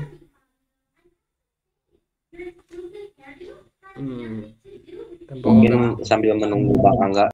Halo Bang Angga, apakah sudah aman Bang Angga? Halo Bang Angga. Sastra dan karya tulis bakal kalah nih, nggak capek buat puisi dan lagu. Ya, nggak juga, karena mereka bikin sastra, bikin karya tulis, bikin tulisan itu berdasarkan pelajaran yang mereka terima dari manusia. Jadi, ya tadi jawaban ChatGPT kan sebenarnya kan diajarin sama orang kan. Bikin brownies kan sebelumnya udah ada yang input caranya bikin brownies gitu. Jadi mereka tidak bisa menciptakan sesuatu yang benar-benar baru sebenarnya. Tapi mereka belajar dari yang sudah sebelumnya ada, kemudian mereka sintesa. Dan mereka pun juga tidak sempurna sintesanya gitu. Lebih sempurna manusia. Kenapa? Karena manusia melakukan sintesa itu langsung melihat dari alam. Mereka melakukan sintesa berdasarkan input yang diberikan oleh manusia. Jadi nggak sempurna sintesa mereka. Ada yang tahu Midjourney nggak? Yang aplikasi pembuat ini, pembuat gambar, Midjourney. Atau DALL-E. Ya, kedengeran. Lancar nggak nih suara saya? Ya, udah lancar. Silakan Bang Angga. Ya, sorry tadi distraksi karena ganti device bentar. Enggak, maksudnya memang tadi terkait tentang kayak kelas-kelas itu memang enggak tidak mengimajinasikan kelas yang komunitarian gitu kan. Maksudnya saya tahu bahwa dasarnya itu prinsip office gitu kan. Kita dengan masyarakat yang plural pasti akan ada. Kemudian keputus lagi, maaf. Oke. Atau bisa ditulis ya? Jaringannya atau bisa ditulis di chat ya, mungkin ya. Di chat. Iya. Oke, ini bentar ya.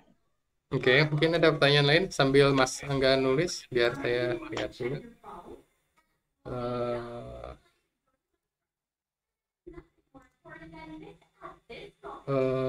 Mana ya? ChatGPT akan menguasai realitas. Realitas manusia siapa nih? Mas Moreno Chavez. Maksudnya realitas apa? Saya pengen tahu nih. Masih ada nggak orangnya? Realitas manusia seperti halnya kehidupan yang ingin serba instan dan sasarannya ialah para kaum akademisi. Nah, sekarang kalau misalnya mau serba instan ya, mereka mau bikin ibaratnya mau mencontek mencari jawaban langsung melalui ChatGPT gitu. Oke, bisa. Sekarang ini bisa karena kita masih menggunakan paradigma epistemologi lama mengenai pendidikan. Tapi nanti ketika dataisme sudah berkuasa, nggak bisa. Ya, sekarang begini, kalau semua orang sudah bisa, dulu HP, orang nggak punya HP, belum punya HP tahun 90-an, HP itu langka. Tapi ketika semua orang sudah punya HP, apa yang terjadi? HP jadi barang murahan. Ya kan?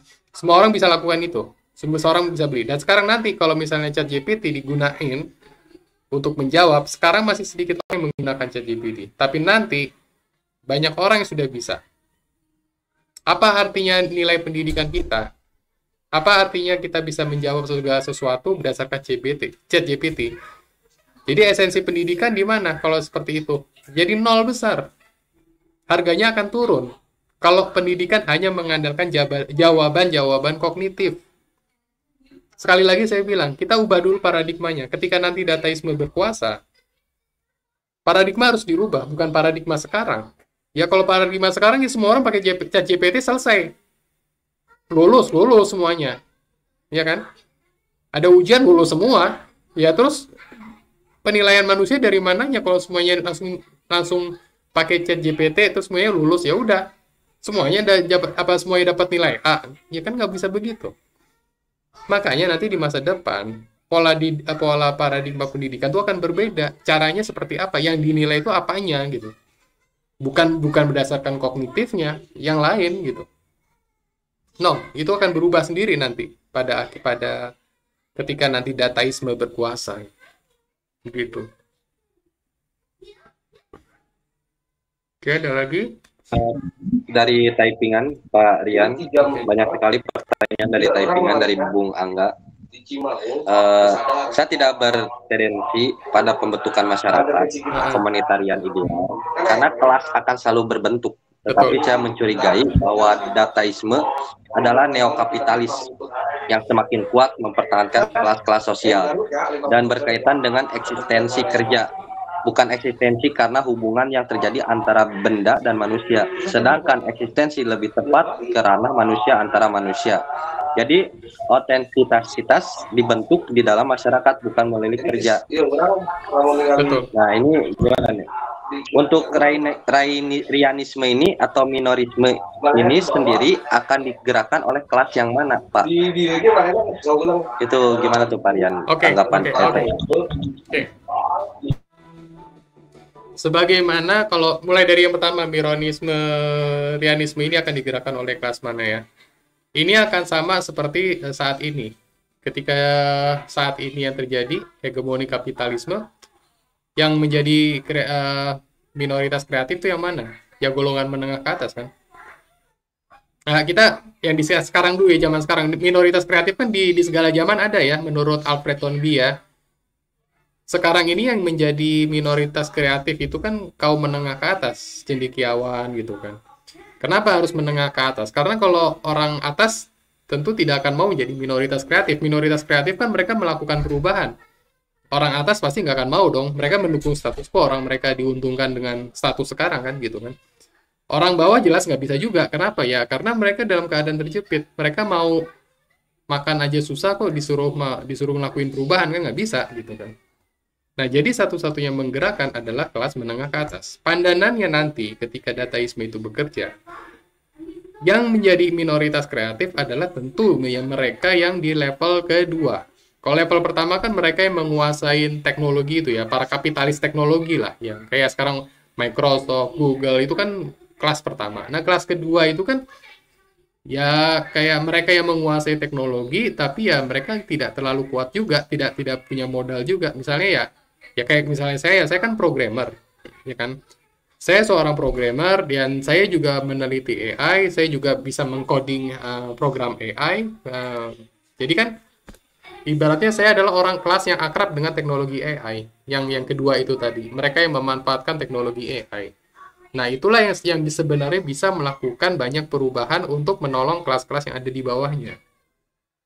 Seperti itu. Jadi yang ya sebenarnya sama kelas mana? Kelas menengah ke atas yang harus menggerakkan gitu nanti. Berarti oke, minorisme. Berarti membentuk kemalasan karena sasarannya kaum berbahan.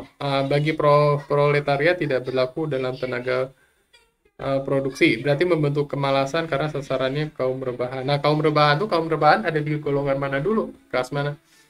Karena nanti kalau misalnya dataisme sudah berkuasa, kamu kalau rebahan itu tidak akan bisa menghasilkan value. Karena value yang biasanya kamu lakukan mau bekerja pun ya sekarang akan digantikan dengan AI. Jadi apa esensi kamu sebagai manusia kan di situ? Berarti kelas kedua akan mencoba untuk menahan laju dari dataisme atau menumbangkan dataisme ini menjadi lebih jinak. Berarti in the end kelas keempat atau paling bawah tetap jadi penonton atau tersingkirkan karena tidak dapat kontribusi dalam upaya revolusi intelektual. Yes, seperti itu. Karena cuman nanti bedanya bukan masalah duit ya, tapi masalah pengetahuan AI dan big data ini. Bukan soal nanti yang berkuasa itu bukan soal duit, tapi soal siapa yang bisa menguasai teknologinya. Jadi kelas kedua ya bukan yang paling berkuasa yang paling atas dong. Hegemoni yang paling menghegemoni yang paling atas ya para kapitalis teknologi itu gitu. kelas kedua mereka bukan menahan laju, tapi ya kita lebih suka dibilang yang menumbangkan dataisme menjadi lebih jinak gitu ya. Nah, kelas ketiga dan keempat, kelas ketiga mereka tersingkir, tapi mereka bisa naik ke kelas 2 asal mereka mau beradaptasi. Yang parah kan nanti kan kelas keempat. Kelas keempat mereka gini, kelas keempat itu adalah kelas, kalau boleh saya bilang kelas lalat gitu. Mereka tetap hidup, tapi mereka nggak punya eksistensi gitu. Mereka, ya hegemoni, ya makanya hegemoni itu hegemoni dataisme. Hegemoni dataisme, cuman apakah semua orang sadar bahwa mereka dalam hegemoni dataisme itu? Kelas kedua kan mereka sadar, mereka sedang ada di dalam cengkraman hegemoni dataisme. Di mana cengkraman itu bukan hanya soal kapital, bukan hanya soal modal, tapi soal kontrol dan pemikiran. Jadi kelas 2 bisa melawan hegemoni itu sebenarnya. Dan itu bisa membuat perubahan kelas secara keseluruhan. Ini sangat berguna bagi saudara kita yang tidak menempuh pendidikan karena dia tidak perlu menanya pada guru atau dosen. Dan guru les sedikit murung melihat dapur tidak ngebul. Nah itu tadi ya, kita balik lagi. Kita nanti kalau sudah dataisme berkuasa, paradigma baru pasti akan terbentuk. Jadi jangan dipikir, ya sekarang iya kalau misalnya kita pakai teknologi ini kita unggul karena kita bisa belajar tanpa guru, murid bisa bertanya tanpa guru. Tapi nanti ketika dataisme sudah berkuasa, paradigmanya akan dirubah gitu.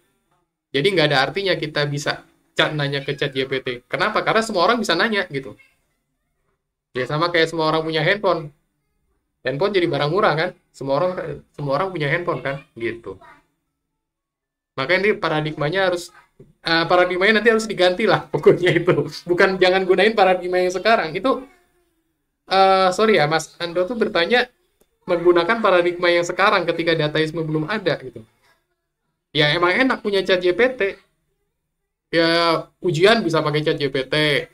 Jawaban soal kuis, terus kuliah bisa pakai ChatGPT. Tapi ketika nanti sudah zamannya berubah, dataisme itu sudah berlaku ya paradigmanya bukan paradigma yang sekarang, paradigma nanti gitu. Beda lagi nanti penilaiannya gitu. Oke, Mas Laskar Ando. Oke. Paradigma yang nanti secara abstrak ya, ini bayangan saya ya. Nah, ini jadi saya belum juga bisa mensintesis karena gini. Gini, saya ulangi lagi deh. Saya bahas ke masa lalu ya. Jadi di buku saya tuh saya ceritain begini. Dulu manusia itu jalan kaki. Puluhan ribu tahun yang lalu ketika manusia mulai peradabannya, manusia itu jalan kaki. Nah, peradaban itu mulai tercipta ketika apa? Ketika manusia itu sudah tidak lagi menggunakan tenaga fisiknya untuk berjalan kaki. Karena mereka melihat ada binatang yang ternyata bisa mereka gunakan sebagai tunggangan, yaitu kuda. Akhirnya mereka nangkap kuda, mereka menjinakkan kuda, mereka belajar menunggangi kuda. Nah, ketika manusia sudah belajar menunggangi kuda, artinya mereka sudah menyerahkan tenaga fisik kakinya ke entitas lain, yaitu kuda. Nah, sebenarnya dari situ peradaban itu mulai berkembang ketika manusia sudah menunggangi kuda. Itu puluhan ribu tahun yang lalu. Nah, oke, kenapa saya ceritain begini? Karena pandangannya akan sama dengan hari ini. Saat ini, manusia menggunakan kognitifnya untuk bekerja. Maksudnya kognitif dasar ya, kognitif yang berdasarkan yang pengetahuan penggunaan konvensional, ya kan? Yang pekerjaan repetitif, segala macam. Saat ini manusia masih menggunakan kognitifnya sendiri. Tapi dengan ada yang munculnya AI, maka kognitifnya itu sudah akan diserahkan ke AI. Nah, manusia harus melangkah ke tahap selanjutnya. Ya kan? Sama seperti zaman ribuan tahun yang lalu, manusia itu sudah melangkah ke tahap selanjutnya. Karena mereka sudah menggantikan tenaga fisiknya yang tadinya pakai kaki sendiri buat jalan, akhirnya pakai kuda. Dengan menggunakan kuda, peradaban sebenarnya dimulai dari situ. Karena manusia sudah menyerahkan fisiknya ke hewan gitu, ke hewan tunggangan. Nah, sekarang manusia menyerahkan kognitifnya kepada AI. Artinya manusia harus melangkah ke tahap selanjutnya. Apa itu tahap selanjutnya? Bayangan saya nanti adalah kita tahap kreasi. Tahap kreasi. Kreasi itu apa? Kreasi itu ya adalah pengimplementasian dari ide-ide dasar. Oke, itu paradigmanya. Jadi gini ya, saya kasih contoh. Mas tahu molekul protein nggak? Molekul protein yang digunakan untuk biologis untuk mensintesa protein tubuh sehingga itu bisa menghasilkan zat-zat yang kayak semacam obat yang berguna buat tubuh. Molekul protein yang dibutuhkan untuk tubuh saat ini itu pemetaannya itu tadinya kan dilakukan manual oleh manusia. Tapi dengan adanya teknologi AI, penemuan protein-protein baru, molekul protein baru itu bisa dilakukan secara cepat. Artinya manusia melakukan satu inventions, inovasi berupa penemuan molekul protein itu dengan bantuan AI. Artinya apa? Kreasi tetap berjalan kan di situ kan. Ya, sekarang AI digunain buat apa? AI digunain buat penemuan molekul protein itu. Sama seperti halnya, mungkin kalau pernah dengar Human Genome Project ya, pemetaan gen ya, atau pemetaan penyakit, gen buat penyakit. Dulu tuh manual, manusia tuh melihat gen ini fungsinya ini, gen ini fungsinya ini. Tapi sekarang kan sudah pakai AI, Human Genome Project itu. Jadi gen manusia itu sekarang udah dipetakan karena dengan bantuan AI tadi. Dua, itu contohnya. Nah, itu kemudian ya kalau misalnya pembuatan AI generatif, misalnya kita membuat gambar, membuat lukisan, atau membuat nanti bakalan ada AI buat bikin 3D printing, buat bikin bentuk 3D AI. Jadi kita mau bikin bangunan apa, nanti AI yang bikinin. Nah, tapi satu hal, AI itu tidak bisa mengkolaborasikan. Tidak memiliki basic mind, ide dasar. AI mungkin bisa membuat suatu mesin yang bagus, tapi kita dengan mesin itu mau bikin apa gitu kan. AI punya rumus buat bikin ini, buat bikin ini. Tapi yang mengkolaborasikan itu tetap harus manusia. Nah, itu yang akan dinilai nanti di masa depan. Kita nanti di masa depan di pertanyaan ujian mungkin ya, ini mungkin ya, di pertanyaan ujian kita bisa dapetin jawaban ujian dari AI, dari ChatGPT. Ya, betul. Dia kasih kita bahan, bukan memodifikasi, mengkolaborasi. Kita nanti dikasih, kita nanya ke AI, rumus kimianya ini, terus rumus matematikanya ini, rumus teknikalnya ini. Tapi kita mau buat sesuatu dari rumus kimia itu, rumus kimia, rumus matematika, rumus mekanikanya. Misalnya jadilah sebuah mesin hasil kreasi kita. Nah, yang bisa mengkolaborasikan itu manusia. AI nggak bisa. Kenapa AI nggak bisa? Karena AI itu mensintesis berdasarkan input yang diberikan manusia. Sedangkan manusia mensintesis apa yang dilihat sama dia di alam. Dan jauh lebih banyak input yang diberikan alam daripada manusia berikan ke AI. Itu yang harus diingat. Sekarang saya tanya, kita bikin mesin uap ngelihat apa sih? Ngelihat kuda kan? Kuda udah ada di alam, terus kita membuat mesin uap yang meniru kuda.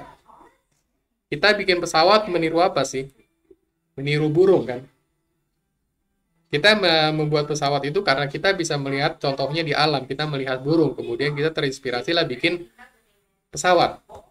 Oke, sekarang balikin itu, pandanin itu ke AI.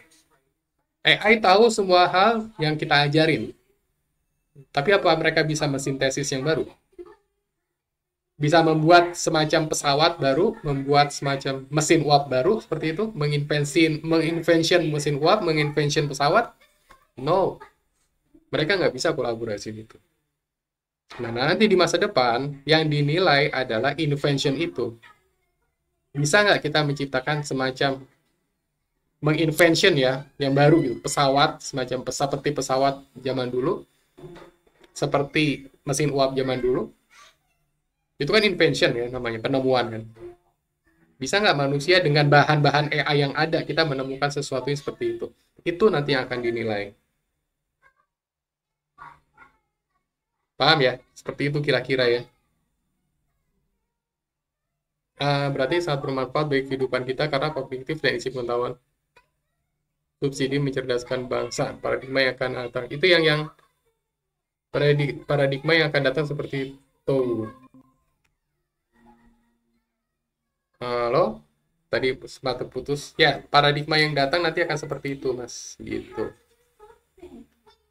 Ya, AI itu mengasih bahan, ngasih pengetahuan partikelirnya, tapi manusia yang harus mengkolaborasikannya. Seperti itu. Oke, menurut Bung, prediksi peradaban kita ini asumsi saya bahwa semua bakal dikendalikan robot yang menguasai sendi kehidupan dengan mempraktiskan praktek kehidupan sehari-hari dari segi pekerjaan. Ya, memang beberapa pekerjaan akan digantikan oleh robot. Tapi sebagaimana nanti yang saya bilang, tidak semua manusia menjadi budaknya robot dan tidak semua manusia menjadi tuannya robot. Yang di level atas, kelas paling atas, mereka akan menjadi tuannya robot. Yang di bawah, mereka akan menjadi budaknya robot. Ya minimal nanti polisi pakai robot. Yang digebukin kan yang bawah, yang di atas kan yang itu yang membuat sistemnya, ya enggak? Tapi yang digebukin sama polisi robot itu kan nanti yang di bawah. Seperti itu kan? Tetap nanti akan ada pembagian kelas gitu. Nggak akan ya tidak akan tercapai kondisi komunisme ideal tuh nggak akan tercapai dengan adanya AI dan big data. Itu utopis itu. Selamanya itu akan jadi utopis. Oke. Jadi dari segi pekerjaan ya memang beberapa pekerjaan, banyak pekerjaan ya bakal digantikan robot.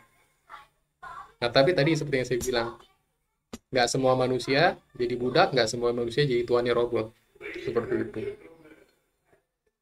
Oke. Mungkin ada lagi?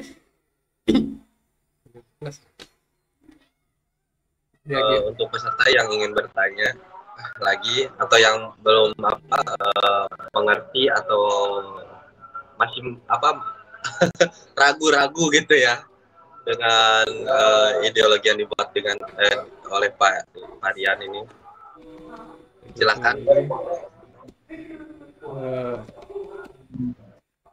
Ini bahannya tadi saya kasih di ini bit.ly ChatGPT itu yang ininya ya, yang Keluarga Fatma. Nah, ini bahan-bahannya yang mau dilihat tadi. Ini sama bahan presentasinya saya share juga. Sebentar saya share lagi. Ini gimana? Aku bila mana tidak ada yang bertanya lagi, nanti Pak Rian akan live lagi kayaknya minggu depan dengan tema sama seperti ini. Boleh, terima kasih. Atau mendalam kayaknya Pak Rian ya. Pak, ada yang bertanya? Lebih mendalam gitu. Boleh, Pak. Ada yang bertanya? Apakah ada yang bertanya peserta? Kalau mau baca bahan buku saya di situ ya, yang bit.ly tadi, yang Rianisme sama ChatGPT 8888 gitu. Itu Rianisme itu buku yang ideologinya, pengantar ideologi, yang ini nih, yang Rianisme. Jadi silakan dibagikan.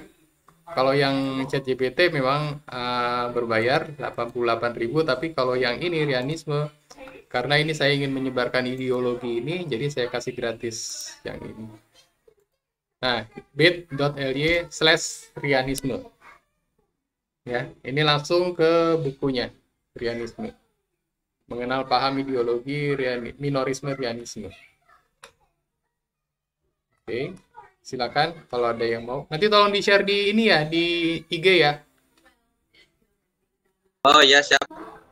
Siapa? Rian. Apakah ada yang mau bertanya lagi? Peserta-peserta hadirin yang ada di room ini.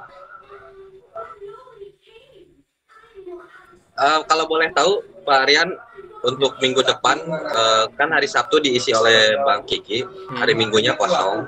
Boleh. Itu untuk minggu depan tema apa yang akan dibawa oleh Pak Rian? Oke. Apakah masih sama tema ini? Temanya saya akan lebih mendalam ya mengenai minorisme rianisme ini. Tapi ini saya ke arah yang lebih praksisnya, yaitu pemberontakan intelektual. Kan praksisnya itu kan pemberontakan intelektual ya. Nah, yang tadi kan ada 4 ya. Jadi kita tuh harus langkah apa sih kalau misalnya untuk menghadapi dataisme gitu kan. Atau saya bawakan yang tema mengenai kegoblokan viralistik itu ya, istilahnya ya. Jadi supaya kita tidak terjebak dalam permainan dataisme ini gitu. Permainan big data. Seperti itu mungkin. Boleh nggak apa-apa? Kapan perjuangan mengajari anak-anak sekolah untuk menggunakan chat GPT? Boleh, silakan aja sediakan waktunya, sediakan ininya. Sediakan aja di bahan-bahan chat GPT. Sebenarnya di buku ini ada nih yang chat GPT 8888. Tapi kalau mau ada pelatihan silakan. Kapan anak-anak silakan di arrange saja waktunya begitu. Oke siap Pak Rian. Nanti tim kami nanti akan membuat program yang lebih kompleks, yang lebih enak gitu. Kemungkinan nanti dari tim kami itu akan offline, tapi dengan membawakan materinya dengan online gitu. Nanti Pak Rian bisa berdiskusi dengan para mahasiswa di layar ini, Meet gitu. Jadi bisa menyampaikan dengan cara online. Oke. Boleh, makasih Mas kalau gitu. Oke, kalau udah saya closing statement nggak apa-apa. Silakan Pak Rian. Kalau udah saya closing statement ya. Ya Pak Rian, silakan. Oke. Assalamualaikum warahmatullahi wabarakatuh. Jadi terima kasih atas kesempatannya saya membawakan ideologi yang saya ajukan ini. Mudah-mudahan bisa bermanfaat, yaitu ideologi minorisme rianisme. Di mana ideologi ini adalah menekankan akan peranan minoritas kreatif dalam menghadapi dataisme, yaitu suatu anggapan di mana nanti big data dan AI akan merajalela secara global di seluruh dunia ini, di mana keputusan hidup manusia nanti akan ditentukan oleh teknologi big data dan AI. Di sini saya menekankan adanya peranan minoritas kreatif melalui ideologi minorisme dan rianisme agar bisa mengimbangi dari pengaruh hegemoni big data dan AI nanti. Jadi ini semua berkaitan, ideologi ini sangat berkaitan dengan teknologi, terutama teknologi AI dan big data yang saat ini sedang pesat, terutama dengan hadirnya teknologi chat GPT, kemudian AI generatif lain, gitu kan, seperti Midjourney dan lain-lain sebagainya, yang dimana di masa depan itu mungkin akan mengancam kehidupan manusia, ya kan, mengancam kehidupan manusia dengan pergeseran pekerjaan. Banyak yang kehilangan pekerjaan karena disingkirkan oleh teknologi AI dan big data ini. Namun, ideologi minorisme rianisme mencoba memberikan sebuah jawaban, memberikan sebuah alternatif bagaimana caranya kita bisa mengimbangi sedemikian masifnya hegemoni ini. Nah, ini adalah bahan kajian kita karena kami sendiri, para minoritas kreatif ini adalah orang-orang yang sebenarnya juga mengembangkan teknologi AI. Jadi saya ini seorang programmer dan saya juga meneliti AI. Jadi saya ini juga meneliti AI, jadi saya sedikit banyak tahu mengenai teknologi AI. Jadi kita tekankan di sini bahwa minoritas kreatif bukan berada pada posisi menentang atau melawan teknologi AI atau big data. Kita tetap menerimanya, tapi kita sangat mengkritisi teknologi AI dan big data ini agar bisa benar-benar bermanfaat bagi manusia. Karena kalau terlambat kita tidak melakukannya atau kita terlambat mengaplikasikannya, maka skenario buruk pun bisa terjadi ya. Bahkan skenario seperti di film Terminator, Matrix Trilogy itu bukan hal yang mustahil, itu akan terjadi di masa depan kalau kita tidak aware pada teknologi AI dan big data. Baik. Mungkin itu aja closing statement saya. Semoga apa yang saya sampaikan ini bermanfaat Dan teman-teman kalau mau mengakses materi-materi saya itu ada di chatnya bit.ly/rianisme, bit.ly/chatgpt, ada di chat. Silakan dibuka bukunya. Silakan dibuka Oke, siap, bukunya Bung. dibaca. Nanti tolong dimasukin di Instagram juga ya, linknya itu Rianisme dan ChatGPT. Siap. Materi Tapi kita kalau selanjutnya misalnya ini ingin mengakses perihal tentang apa, Bung? Apa mempelajari tentang rianisme secara kontinu Kalau saya sih atau ada lebih, tema lain? kalau boleh sih mengkaji Rianisme secara kontinu, saya akan lebih ke praktisnya. Jadi mengajarkan AI sih, justru mengajarkan AI dan big data itu. Kan Oke, siap, Bung. Sangat berterima misalnya kasih nih. mengajarkan ChatGPT, saya ajarin caranya ChatGPT menggunakannya gitu kan supaya kita bisa bermanfaat, ya kan? Karena nanti kuncinya orang yang survive di dalam era dataisme nanti adalah orang yang bisa berkolaborasi dengan AI, yaitu mereka yang ada tadi di kelas kedua tadi kan, kelas kedua. Anda hanya bisa Oke, siap. jadi kelas 1 dan kelas 2. Anda kelas ketiga, Anda orang yang tersingkir, apalagi kelas keempat gitu. Jadi ya ini Oke, sebagai bekal aja sih. Oke. Siap, Bung. Sangat bermanfaat ini, Bung. Nanti kajian kita selanjutnya kita bahas lagi lah ya. Terima kasih. Dan nanti materi nanti kita masukkan ke IG. Nanti Pak Rian nanti materinya dikaitkan dengan IG gitu. Jadi orang lain bisa mengakses materi Pak Rian itu lewat IG Lingkar Filosofi gitu, Pak Rian. Boleh, siap. Nanti saya minta mereka nge-like IG-nya juga. Ya. Oke. Saya masukin di buku juga nggak apa-apa. Nanti di buku saya di Lingkar Filosofi. Oke. Adventure. Ya, makasih ya. Oke. Ya, terima Nah, kasih. nanti untuk minggu depan japri aja Pak Rian judulnya apa. Nanti biasa sama tim kami dibuatin pamflet. Oke, terima kasih. Ya. Oke, Abang Rian, terima kasih ya telah membersamai kita untuk mengajarkan kita perihal tentang ChatGPT dengan edukasi yang sangat bermanfaat, dengan membawakan ideologi minoritasnya yang untuk kita selalu waspada dalam pesatnya perkembangan teknologi. Tuh. Oke, dengan menggunakan sebermanfaat mungkin karena akan tidak menciptakan suatu kegoblokan. Betul. Siap. Terima kasih. Berterima kasih atas dakwah ilmunya.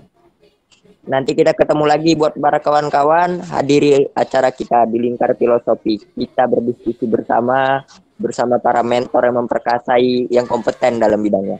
Terima kasih. Assalamualaikum warahmatullahi wabarakatuh. Waalaikumsalam warahmatullahi wabarakatuh. Terima kasih ya. Ya, Bang Rian. Terima kasih. Assalamualaikum.